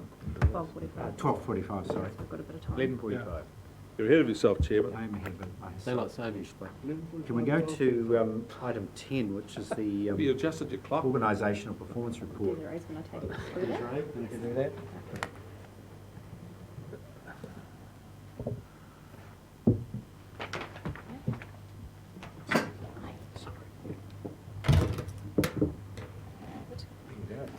Morena councillors. I've got Kelly Burkett here, who's our business analyst, and she is responsible for collating the information through Opal 3, which is the software that we use to pull together this report.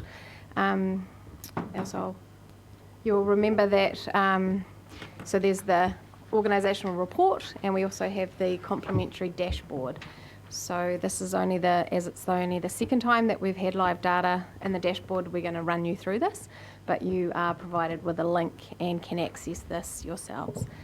So I'll hand over to Kelly. Thank you. So the organisation performance dashboard is kind of replicates information that's within the organisation performance report, and like Dee says, this is the second kind of quarterly view of this dashboard. We have made a few additions this quarter. One of them would be in and around the level, both of them actually in and around the level of service measures, but if I can quickly take us through, we click on the buttons, bubbles there, which brings up, this is our people and capability information. So this shows how we've grown within the last quarter, our turnover, and we can also click on our highlights and commentary to get further information.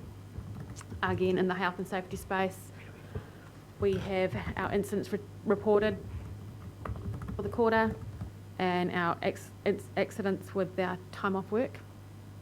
And again, the highlights and commentary can give us some information about what's been happening in that space. This is also in the quarterly, the actual report itself. Customer experience, we've got our Lagoima stats and our customer feedback from our website and our stats from our website itself, views, and our social media and our communications that are coming into the organisation. We also have our carbon footprint.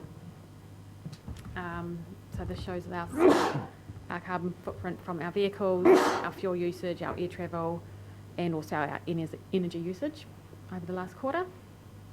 And one of the things we wanted to show in our work programs was that we have our results for our strategic plan outcomes. So these are annual results. We have a summary here.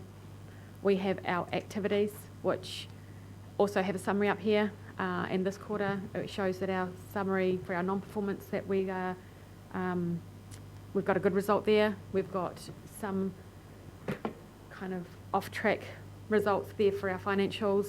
A couple of those, if we look under the emergency management, that's based on our COVID-19 response and the Napier floods.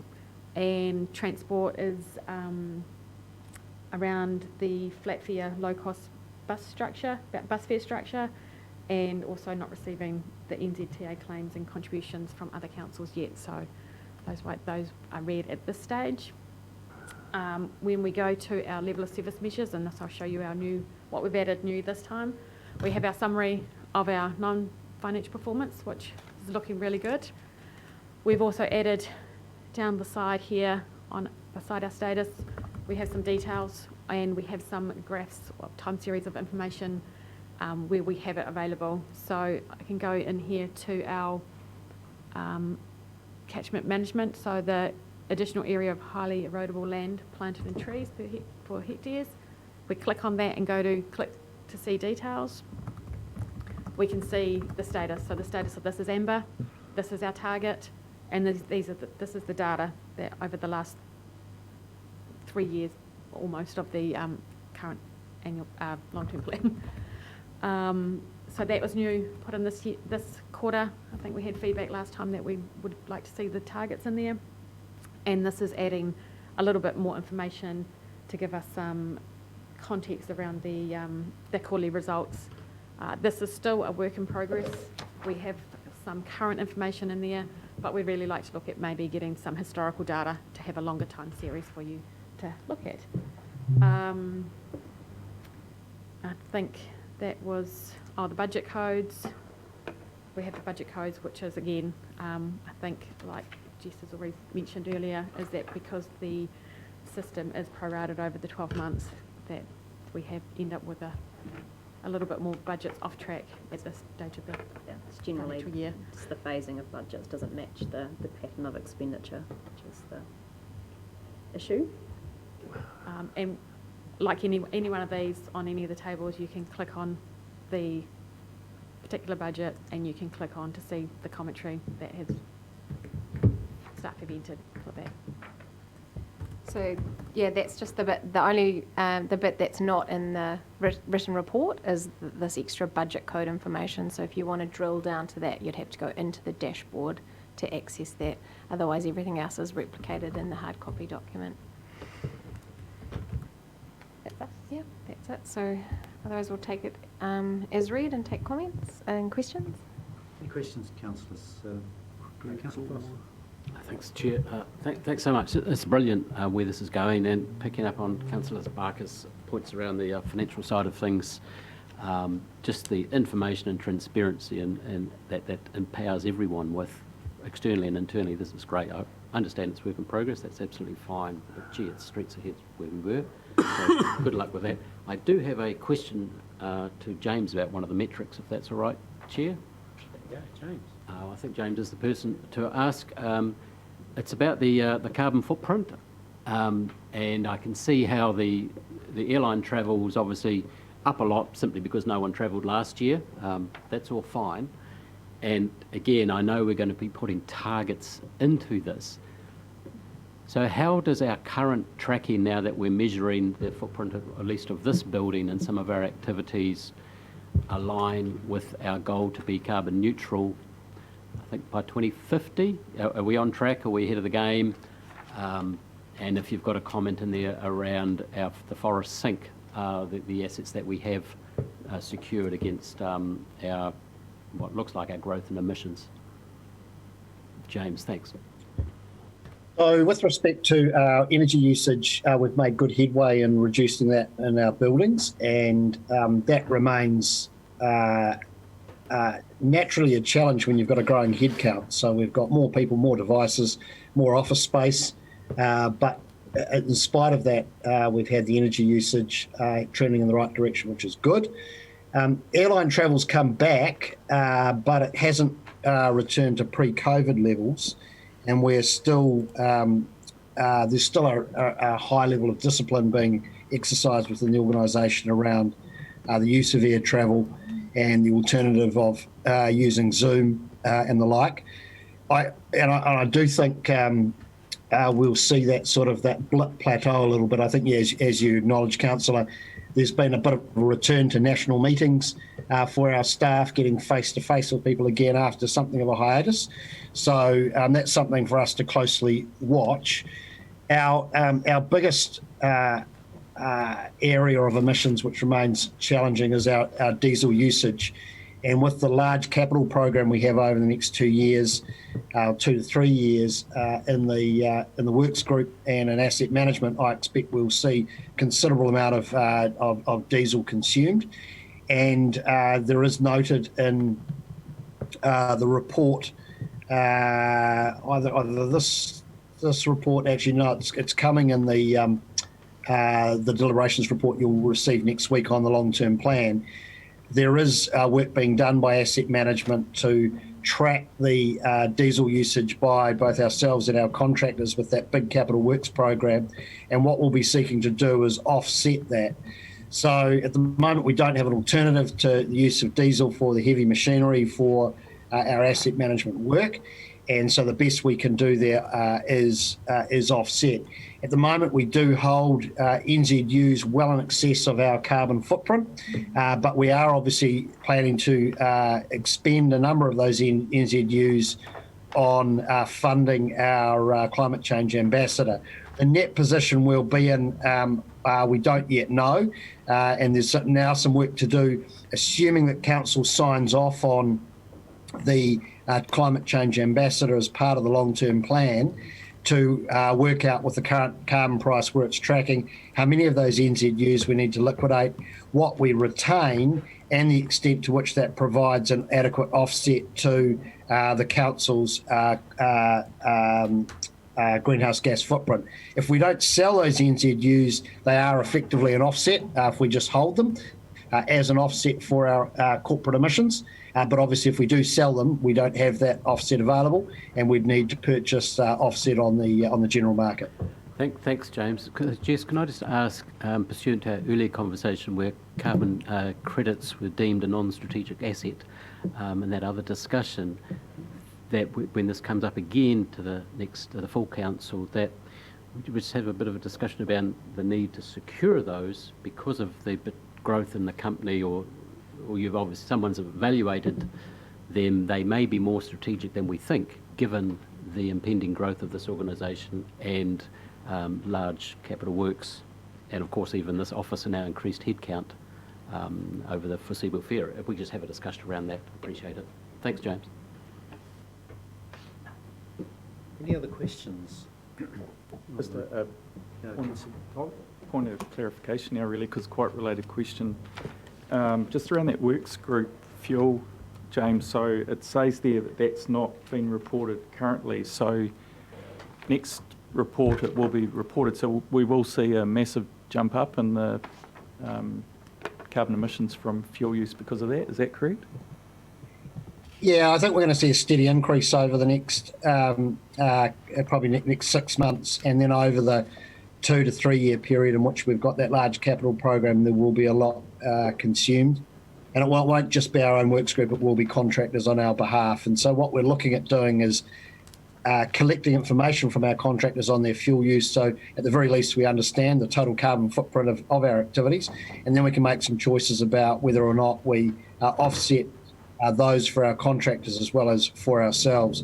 We do have a large amount of land within our portfolio relating to our river schemes, and Chris Dolly's currently finalising a contract with a provider to provide us with a comprehensive planting plan across all of our river corridor land holdings, and that will provide us with a significant opportunity to sequester NZU compliant carbons at that scale. And that's something we want to bring back to council on. So traditionally we've done planting within the river corridors on a reasonably ad hoc basis in relation to engineering requirements. What we want to do is have a comprehensive plan that relates to our carbon sequestration, our biodiversity objectives, as well as those river engineering ones, so that we actually take full advantage of our land holdings to get as many trees planted there as we possibly can. Thanks, James. Api, you had a question? Just a follow-up, if I can, please, Mr. Chair. Awesome report. Particularly loving the information that the dashboard is providing us at a regional level and even at a catchment level. So mine's around follow-up. I've lost access to that. Could we arrange for a staff member to follow up with me to reinstall access for that? And could also get confirmation that the tangata whenua groups have had an opportunity to be taken through how to access and how to use that dashboard. As I know, the invitation was put out to them. I just don't know if a workshop was provided. Couldn't tell you whether it has or hasn't. No, I don't think it has, so we will follow that up. Yeah. Kapai, thank you. Any other questions? Councillor Williams? So the access to this is presumably, is it this councillor only? Is it access available to the rest of the world? How does this work? So I think I've asked that before, and I recall it might have just been us. This dashboard is councillor only. Yeah. So because we have to pay for Power BI licences, Yep. we haven't put it out to all staff or to public or anything like that. We do put a copy of this on our intranet for our staff to have a look at. It is a little bit more like the report. You can't actually do anything in it. It's just a view only. Snapshot. And the second question, could we be resupplied, because it's institutional memory, I can never remember which workshop we got what report, but the report that it gives an overview of this organisation's carbon footprint. It was received last quarter of last year, I think, and had transport, and in particular the asset management transport as the big consumer or emitter. But could we have that available, please? Could that be recirculated? I have that at my fingertips. Thank you. Cheers. No other questions? Thank you for the report. Thanks, Kelly. It's great work that's continuing to develop. Have a move for the recommend to receive a report. Board, happy to move receive of the report. Thank you. And Api seconded that. Any comment? No? No. It's a fantastic resource that you've provided us. Thank you. I just want to make sure we use it. Push about it. Yeah. Right, I'll put the recommendation to receive the report. All those in favour will say aye. Aye. Those against will say no. That's carried. Thanks very much. That's really good. Hamish, you're here. Look, can we, with the leave of the committee, just go to agenda item 13. Hamish has arrived and I'm very pleased to see him. So we'll hear his report now and then he can get on with his day. So Hamish, welcome. Thanks for sending the report through. It makes for great reading. Do you want to make some comment on it? You can take it as read, but highlight the areas that you'd particularly like us to be aware of. Okay, thank you. Thanks for that. I just wish to add that just post the time that we had delivered the report to you, Minister of Tourism Stuart Nash announced some further funding as an extension to the Strategic Tourism Asset Protection Program funding for 2021-22.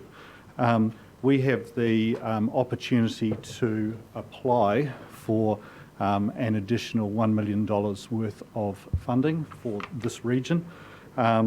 And we're going through the conditions of that support and some of the criteria.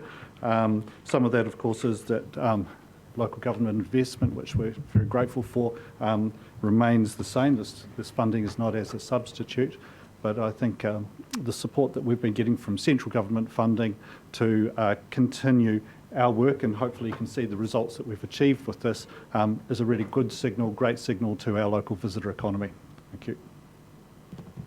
Great. So you'll be cheering on COVID for some time, will you? I think we'll be cheering on the wonderful domestic visitation that we've been having. I think that's been a great result. Are there any questions of Hamish while he's here? I've got one or two. I just welcome to talk through the report, actually. No, well, I've got a question for you, Hamish. I just wonder whether you just give us a quick overview of the accommodation availability given the social housing or housing dilemma that we're facing. What's that done to beds available for visitors? It's a great question because some of the motel sector were not enjoying high occupancies to the same degree pre-COVID and pre the housing that they have been able to offer. And so certainly in some areas it presents some perceptions of bottlenecks. However, we've just had an excess of 6,000 people visit Hawke's Bay and stay somewhere or numerous places with our Hawke's Bay Marathon. So Air New Zealand put on 4,000 additional seats. The airport had the busiest ever day, and of the more than 8,000 participants in the marathon, over 75% of those are actually from out of town. They stayed somewhere. So we're actually going to see if we can do a little bit of a survey of some of those participants to see where they stayed and how they stayed, whether that was with friends and family predominantly, whether that was an Airbnb opportunities for our residents here, where there is a squeeze. But, you know, when we have mission concerts in the past, we've been able to absorb those numbers. So to what extent this is creating a major issue here, we yet to see that create major challenges for us. Certainly we have heard from some event organisers that the perception of that does seem to be a challenge, but we're still attracting events and we're still attracting business events. What I hope it does present actually is a business case perhaps for investors to start thinking about property investment in our region that may be more suited to our visitors now. I think many visitors are probably looking to accommodation that is more designed for the self-catering style as well. Great. Any other? Yeah, I've just a quick comment on that. So the marathons was a phenomenal success. You know, the queues in the supermarkets in Havelock North would tell you that actually they're staying somewhere and they're cooking for themselves. And, you know, I've never seen traffic jams in Havelock like it. So, or, you know, in the actual marathon itself, it was just really incredible. People, we got that wrong, didn't we? The nation got it wrong about the international travel, the impact when people didn't travel and they would spend the money here. And we only had a 20% factor there anyway, and we've exceeded that in terms of our internal travellers. So if it goes back to travel, how much do you think we're going to lose of that? Because you've got people coming to Hastings and Napier especially, who have never been here before. And do you think they'll continue to come despite the fact they can go to Belgium in the future? Well, I hope it actually works both ways. Firstly, I think that our focus needs to remain very firmly on the domestic market. That's where our focus has always been, and that's also been a reflection of our budget. We've simply never had great reserves to be able to enter international markets to any great extent. We've introduced Hawke's Bay to a lot of new visitors as well that I hope will not only return, but actually, if they choose to go overseas, then maybe when they meet people, they'll be actually suggesting to them, Hawke's Bay, that's the place you've got to go when you visit New Zealand, when you visit the North Island, and hopefully also friends and family visiting New Zealand is still a really big component. So with any returnees coming from Australia or elsewhere, hopefully when they come to Auckland or Wellington, after 3 days with the family, everybody decides that actually Hawke's Bay is going to be a great place to go to. So you think we might keep it? I very, very much hope that that's exactly what happens. The mix as the international borders start opening may be slightly different, but I'm hoping that, you know, our aim is to continue to grow, to maintain our share of the domestic market. I think we've done a great job getting to where we've got. Our challenge, our job is to maintain that and continue to grow if we can. Mr. Foss. Thanks. Colleagues, and Hamish, I just wonder if you'd expand on your slide, the one which is the tourism card spend to March 2021. One of the discussions we had at Hawke's Bay Tourism was to have some pretty tough metrics and mirrors in front of us to measure how we're going, not just in dollar terms, but comparatively to other regions. And the bottom right there, you'll see our annual share of visitors from Wellington, Auckland, and the Manawatu region. Each and every one of them is higher in percentage terms than last year. So Hamish, you know, there's a bit of glory there for you and the team. Well done. But could you expand on that, the trends you're seeing there, and if you think it's sustainable or how you're going to maintain your position? Yep. Well, look, particularly with the Wellington spend and Manawatu spend, that's specifically where we invested our marketing dollars and advertising. So I'd like to think that that's a direct result of where we have been investing. We have also been investing in the Auckland market, but obviously the Auckland market, large number of people with nowhere else to go, our proximity works out very, very well. And we've done a great deal better than many other regions in that regard. I think that this is a reflection of the spend and also a reflection of the funds that we've been allowed to work with to maintain that. Thanks. Mr. Foley. Oh, just more a comment, Chair, but I think one thing that's worked in tourism's favour has been the weather. It obviously hasn't worked well for the farmers irony, isn't it? lately, but every time I come up here, it's like a summer's day. So, you know, particularly when you talk about Manawatu and Wellington visitors, I'm sure that's one thing they enjoy. You can bet on it. That's exactly right. And I think actually, interestingly, the challenge within that is also we've been seeing so many last-minute bookings. So Wellingtonians presented with travel to Hawke's Bay, when they wake up on a day that might not be so great, are able to make that decision, but it is very last minute, and weather plays a big part in that, definitely. I'll move to report. Great. Councillor Graham's moved and Councillor Foss seconded that. Any comment from Councillor Graham? Yeah, I do have a comment, Hamish. I think you've done a fantastic job, mate. It was a big risk going after COVID, going into do the big Wellington program, but it turned into be huge success. So I think you and your team have done a really great job pulling this together and holding us together, and actually improving. You had a few circumstances worked in your favour that we didn't guess on, but nevertheless, it's got to land on your plate. Well done. Thank you very much, and thank you for your continued support. We really appreciate it. Thank you. Just think, because this impacts across all of Hawke's Bay. There's many baristas busier because of a lot of this activity. And so, again, not only thanks to you and your team, but thanks to everyone that does the hard yards in the tourism sector. Many families live in this space, and I know they would like to thank you as well for the leadership you've chosen. Thank you. Actually, I will make a comment and congratulations to Hawke's Bay Tourism. This is demonstrating a strong result. One of the things that struck me in the report is the opportunities that continue to present themselves from the domestic market. We tend to think of the glossy internationals as the place to be, but let's face it, 80% of the market is there, and our focus there. The other thing that strikes me is the comment on marathon, etc. So events are a very strong, if you like, driver of this.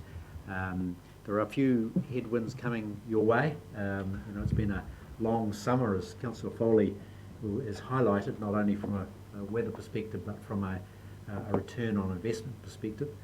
So I think we'd be interested to hear your next report, particularly consideration of what does the event cycle look like, where you're heading with that, what are your plans for the post-COVID era. It'd be good to hear that next time around. So thank you for coming, and we'll see you again soon. Thank you very much. So we've got the recommendations, councillors. If there's no other comment, we'll move that recommendation, receive the report. All those in favour will say aye. Aye. Aye. Those against will say no. That's carried. Thanks very much, Hamish. That's much appreciated. So we'll go back to the agenda. We're on the agenda. We're up to, we skipped to 13, Councillor, we dived ahead. So we've got the IT work program delivery is agenda item 11. It's on page 59. Who have we got for that? We've got Andrew here.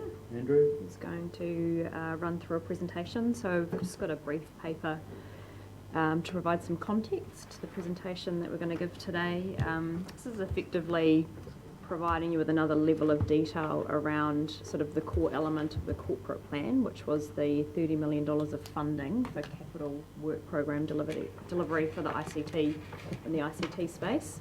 We're actually, my team is going to provide a full presentation on the corporate plan in its entirety at the next corporate and strategic meetings to take you through, I suppose, the plan around how we're going to implement that, but we thought it'd be useful to give you an insight today to the work that we've done around the scoping and prioritisation of the particular IT element of that plan.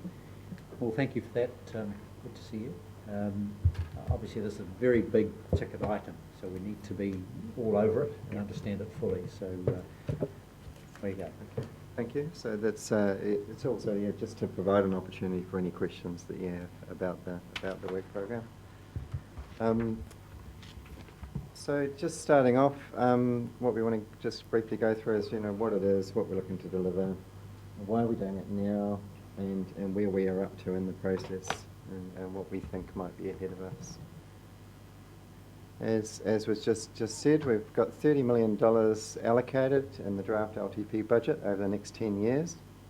And with that money, we're looking to improve our insights and reporting on various activities. Improve these kind of things that you've been seeing, like the dashboards, and just get all of that information together. We've got some labour efficiencies we're working towards, some data integration, and some automation of some of our common workflows.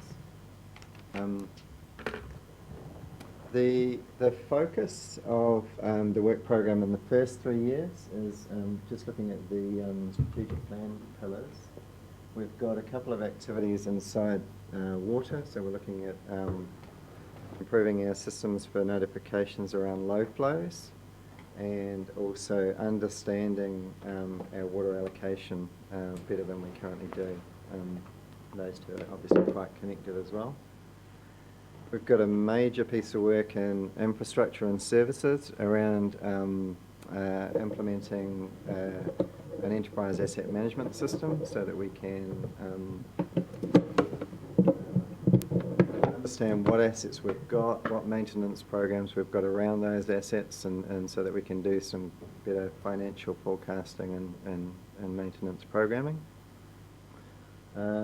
Biodiversity, so the biodiversity and biosecurity teams have been crying out for a long, long time for some workflow automation in their area. So we're looking, we've got a project in there where we'll look at things like field devices, databases, and better reporting on those activities. And then in the corporate space, we're moving, obviously just finishing off our finance system at the moment, and our next target after that is the implementation of a human resources system. And the next slide shows you that we've done a little bit more prioritisation for the following years after that. So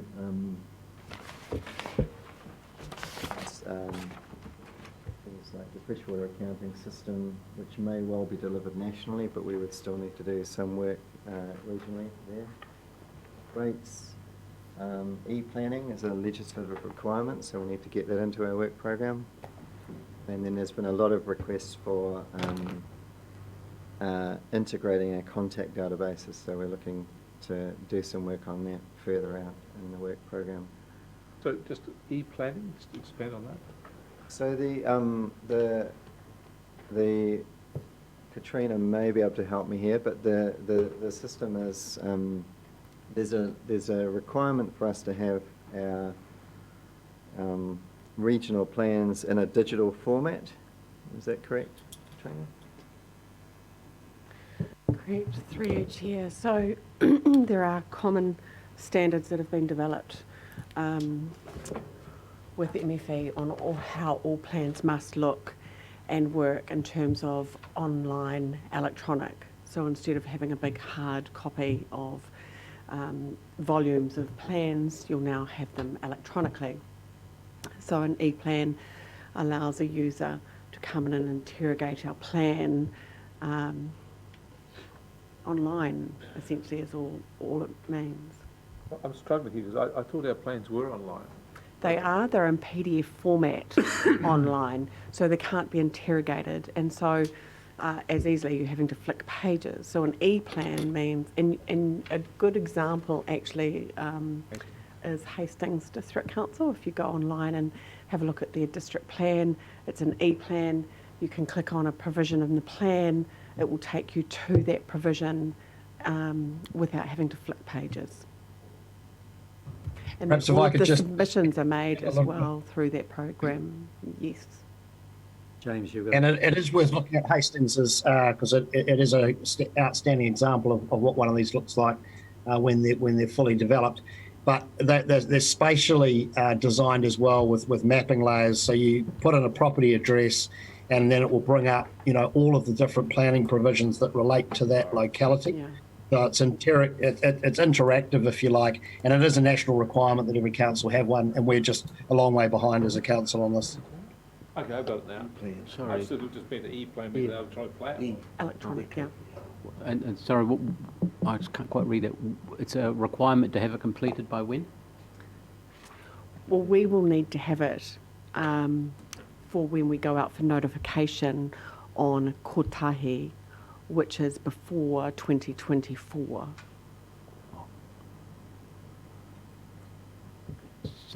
So it has to be in ready for the next large consultation about something, not the LTP. Not the LTP, that's correct. Okay. So Katrina, is this a requirement of the National Planning Standards? Correct. Yeah, it is. Sorry about that. It was very illuminating. Carry on, Andrew. That's why I'm here. That's good. Thank you, Katrina. So why are we doing this now? I think most of us around the table know this, that our customers, partners, suppliers, everybody has expectations that we can provide information digitally. They actually have expectations beyond what we can realistically deliver, but we do need to be making headway towards where those expectations are. And we are a little bit behind on some of our technology renewal. We are catching up at the moment with our finance system and recently put in a telephone system. So we are just playing catch up. And so we do need, that's the reason why we've asked for this significant investment to get a little bit further ahead as well. Because if we don't catch up, then we have some security risks. We can't do integrated reporting in the way that we want to. And even the usability of our systems is challenging for the staff. So far, as I say, there is a large demand for projects for IT, digitisation of processes. So we went out to the staff and we looked at our current work programs, and we also asked staff, what else would they like? What's on their wish list? We came back with around about 60 project requests, which we reviewed and had a quick look at the desired outcomes and the risk of not doing anything. And we rolled some of those requests up into a smaller number. The other thing we had to look at was our ability to deliver. So I looked really closely at our current finance system project and previous projects, such as the regulatory system, to understand how much resourcing it actually takes to deliver one of these systems.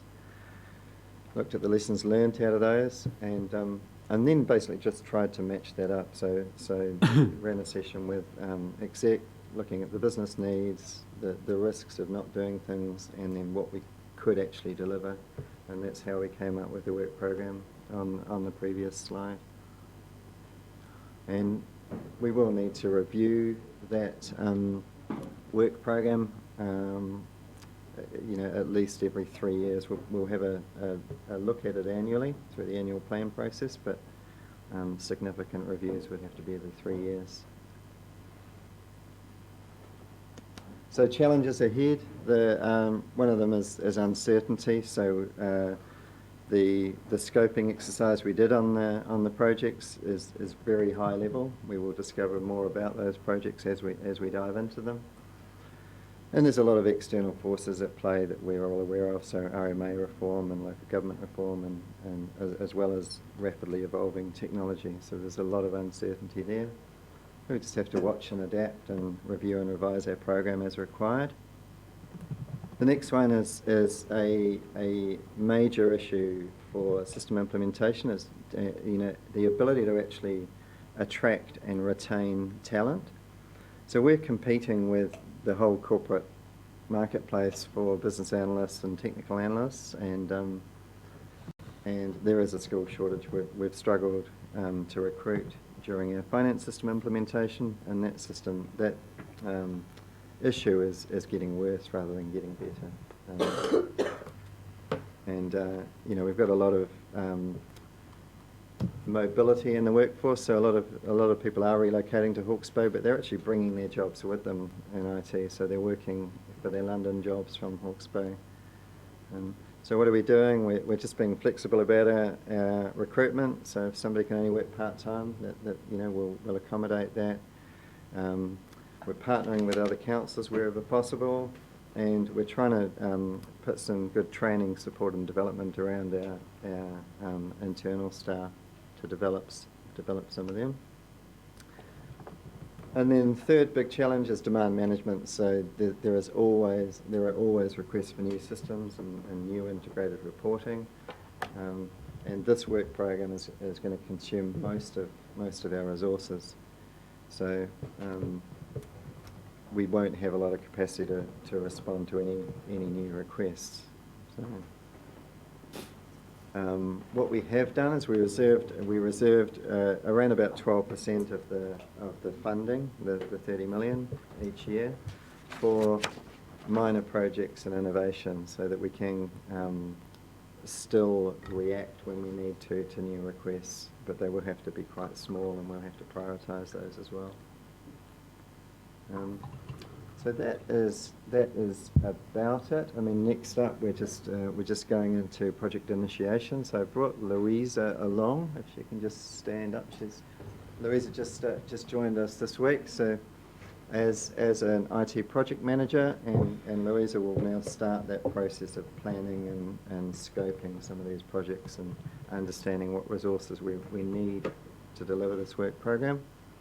And we'll be reporting back to you through, as Jess said, through the consolidated reporting on the corporate plan, and there'll also be signals on these projects through the project management office reporting. So, any questions? Thanks very much, Andrew. And, it's a topic that occupies the FARS committee very significantly in the scope and notoriety of such projects. Craig, you'll want to... notoriety. But just before I go to Craig, Louisa, welcome. Look, if I'd known the link, I would have had you up here and you'd have to describe your whakapapa way back. So you'll have to do that next time. Right. So welcome. Craig.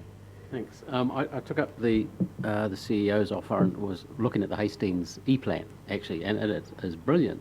So my question is, as ours is still in development, is it possible that there can be one E-Plan for the humble ratepayers of those two districts, Hastings and, say, ourselves, so they see it all in one spot, one E-Plan, rather than the Hastings one and then the things pertinent to the regional council? Why can't we have an E-plan for the whole of the region? Well, we're just referencing Hastings at the moment because it's very good. You'll be surprised what's in your backyard as I've been looking. Well, you're moseying around my rubbish bins. You can look on the E, you see. Through you, Chair, you're quite correct. It's a sensible solution or a sensible idea to approach HDC and have that conversation. One idea that I had already had, in fact, given that HDC and CHBDC are already working closely on that platform, is my understanding. It makes sense to not recreate something that already exists, but to add to it. So, yes, on it. Look forward to reports on it. Thanks. Thank you, through you, Mr. Chair. So, just picking up on some of those constraints that you identified in your report, an invitation. So we, in Whitehall, for example, we're rurally isolated, we have a dwindling population, but a digital scope and capacity building program is not bound by geographical boundaries. And so there are opportunities, and I'm wondering whether they've been considered by the team. I've got two questions, so this is the first one. There are opportunities to build capacity building opportunities in some of our rural areas where we have a population that aren't as transient as our city, and so there's a good chance we could build more sustainable capacity building and education programs with communities that aren't going to move on and are personally invested in seeing this grow. And so I'd love to see any indications around opportunities to build in that space. I know that there is a growing digital strategy in Wairoa, for example, and there is a number of projects which have been running in the digital space in Wairoa to build capacity through the schools, through rangatahi, to try and get them to remain in that space but to work in a digital world. And so we would welcome an opportunity across all iwi really, and across all our 5 catchments of HBRC to engage in a conversation at this stage around how we can provide better assurance and long-term options around capacity for those constraints. And the second one was, you mentioned also in your report around there isn't really any sort of scope in your project plan forward for any interruptions or shocks. You said there's scope for small requests and small and minor adjustments, and so I'm wondering, the real question I'm asking now is, given the Mahitahi and the Kotahi plan project and the intensity of that work over the next sort of 3 years, is that already factored into the scope of what you've presented here today? Can you meet that going forward, given we're asking a lot of our community to pick up the pace in the next 2 years in some of our catchments? Yes, so it is definitely, first of all, thank you for the offer. I will be keen to pick up discussion around building some capabilities across the region. it is a very ambitious work program, so we're under no illusion that this will be challenging to deliver. But yeah, we do believe that we can deliver this and size the projects as well as I can, and as we get into scoping of the projects, we'll understand a little bit more about whether we've got that right, whether we have any extra capacity, or whether we do need to stretch out some of those timeframes. And just one supplementary, so this is me chucking a wishful egg in the basket. We are trying to identify how, particularly in the Wairau catchment at the moment, how we might be able to pick up our capacity to keep up with HBRC's obligations with the new standards coming from central government. And a part of that is how we can digitally interact, store that data, put in our necessary monitoring information at a real-time space within these rural isolated areas. And so the E-plan that was referred to and a blend of the GIS program that we have here in our world sounds like a wonderful blend to try and build that space. Is there an opportunity to grow the whakaaro over time in that area? How can we create more digital interaction in a real time for those working on the environment so that the data is more dynamic? Yeah, it is a challenge. I mean, a lot of our data that we collect isn't currently collected for the purpose that we then ask for reporting from. So it's actually another initiative in our corporate plan is to actually have a look at our data and how it's collected. I don't know what capacity we're going to have to actually look at those at what you're asking for, but it is something that we can at least talk a little bit more about and understand whether it's something that could be put in our innovation work stream. Wonderful. We'd welcome the conversation. Thank you, Mr. Chair. All right, we've got James, you've got a comment? Look, I just wanted to make a very quick comment referencing the previous organisational performance report. The committee will have seen that there was in excess of 50 appointments last quarter, some of those internal, but if you looked at the turnover number, it is tracking reasonably high. And what we are seeing at the moment is we are operating in an extremely tight labour market. I see that SEEK had their record number of job advertisements in the last month, and the month before that was the second highest they've ever had. Unemployment's down at 4.7, and so we are in an environment where we've got an ambitious work program as a council, and that's underpinned by an ambitious corporate plan, which has as a key part of it this ambitious IT plan. And so what we will have to, I guess, be realistic about, and this goes to some extent our financial management as well as our expectation management with the community, is that our major work programs are continuing to be affected by that level of staff turnover and the challenges we have with recruiting and the significant imposition that puts on management time and staff time managing both recruitment and bringing new staff in and up to speed, which all puts an inertia on the work program of council. So, look, I wanted to give you a sense that we're absolutely managing the situation as consciously and as concertedly as we can, but there are some realities to both us, the wider local government sector, the public sector as a whole, trying to do ambitious things for our country and for our region at a time when the economy's in quite high levels of constraints. So I just wanted to register that point. Thanks, James. Thank you, Andrew. That's really useful. I just wondered whether you can hang around till a little later in terms of the discussion. We do want to just consider cybersecurity, and we'll do that with public schools, so you can hang around. But we've got another one first. So I just need a mover to receive Andrew's report, and that's Councillor Barker, Councillor Foss.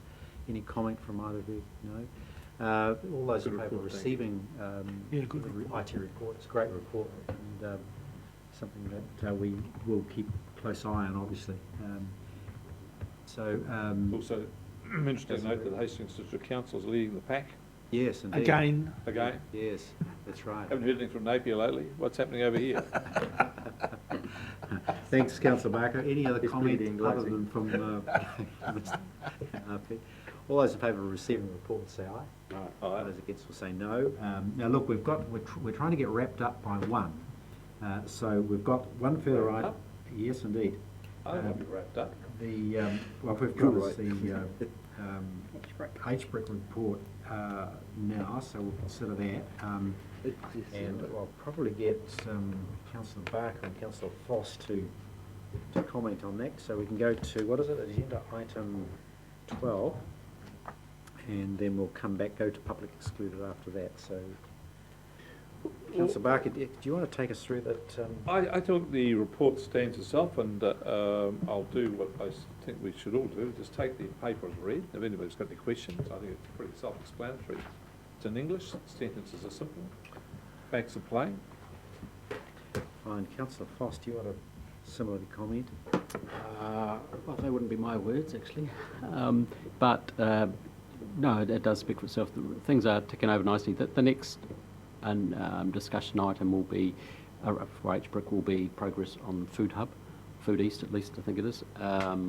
And that's still progressing, so nothing more to add other than the report there, but also note the information, which is public information guidance from the Port of Napier regarding its forecast earnings, which, if it holds, bodes well for the portfolio of HBRIC. Indeed, that's what the report says. Okay. Councillor Graham, do you have you got any comment here? No, I read the report with great interest. They are ticking away. I suppose it's prudent for me to put on the table now that I'm really keen that HBRIC, as representing the Hawke's Bay Regional Council, we own 100%, does have a policy that works with an aim to work with Tangata Whenua in commercial projects. So there's a great opportunity for us to partner on a raft of projects, and I think it should be inherent in our objectives in our commercial vehicle. Thanks, Rex. Councillor Williams, we've had a dialogue on different strategy, etc., and HBRIC has come into that. Is there room to be more clear around HBRIC's role? What's your view on how we're describing it, the relationship between HBRIC and HBRC? Have you got any perceptions of where that should be heading, what we should be doing there? My answer to that would be not immediately. I think, unfortunately, I wasn't here for the discussion on the statement of intent and the direction of HBRIC as to whether it's a commercial or a social and economic enabler. But I think that's where that conversation lives. So my interest in HBRIC is as much in the social enabling and regional enabling direction as it is in the commercial. I don't have anything to add in this particular context on that topic, I guess. I think there was another point that was flashing through my mind when you put the question to me, which I've now lost. No, we got that. But I also equally see, and that's why I was making the point in the investment policy process, that having set that statement of intent, it's HBRIC that makes the calls and kicks the tyres on things and determines whether the specific investment is going to achieve the statement of intent, and then advises us accordingly, rather than us making decisions. So. Just a comment on that the statement of intent, we're coming back, Jess, next month with that. That's right. So if we can get that out early and spend a bit of time on that, I think might be useful. Rex, you've got your issue. There are bound to be 3 or 4 other significant things that we want to see in there. So we'll make a point of getting that out early and have a good go at it before adopting. I did raise that point that Rhonda raised about the blended investments, and that if we're going to expect less financially from HBRIC because it's a social enabler. We're going to have to get the money from somewhere else in terms of the more fiscal type of investments. Thank you. All right. Did you have anything else, by the way? No, I did have a question on the report. Sure. There was a reference to 1.2 million being divested. Is that sort of business as usual type behaviour, or was there a reason for the divestment? Where did the So that's proceeds just go? effectively recognising the gains on the managed funds. So if you don't divest and effectively sell the simply to equities, capture that. so it's just cashing out basically. Yeah. The money is now in the bank somewhere. Yeah. And it's also cashed up so to preserve the actual value of the fund. Yeah. So whatever the capital gain was, so the real value in money terms is preserved. Yeah. And just give it a haircut to help ease some of the financial pressure around here. Sure. I'll move. All right.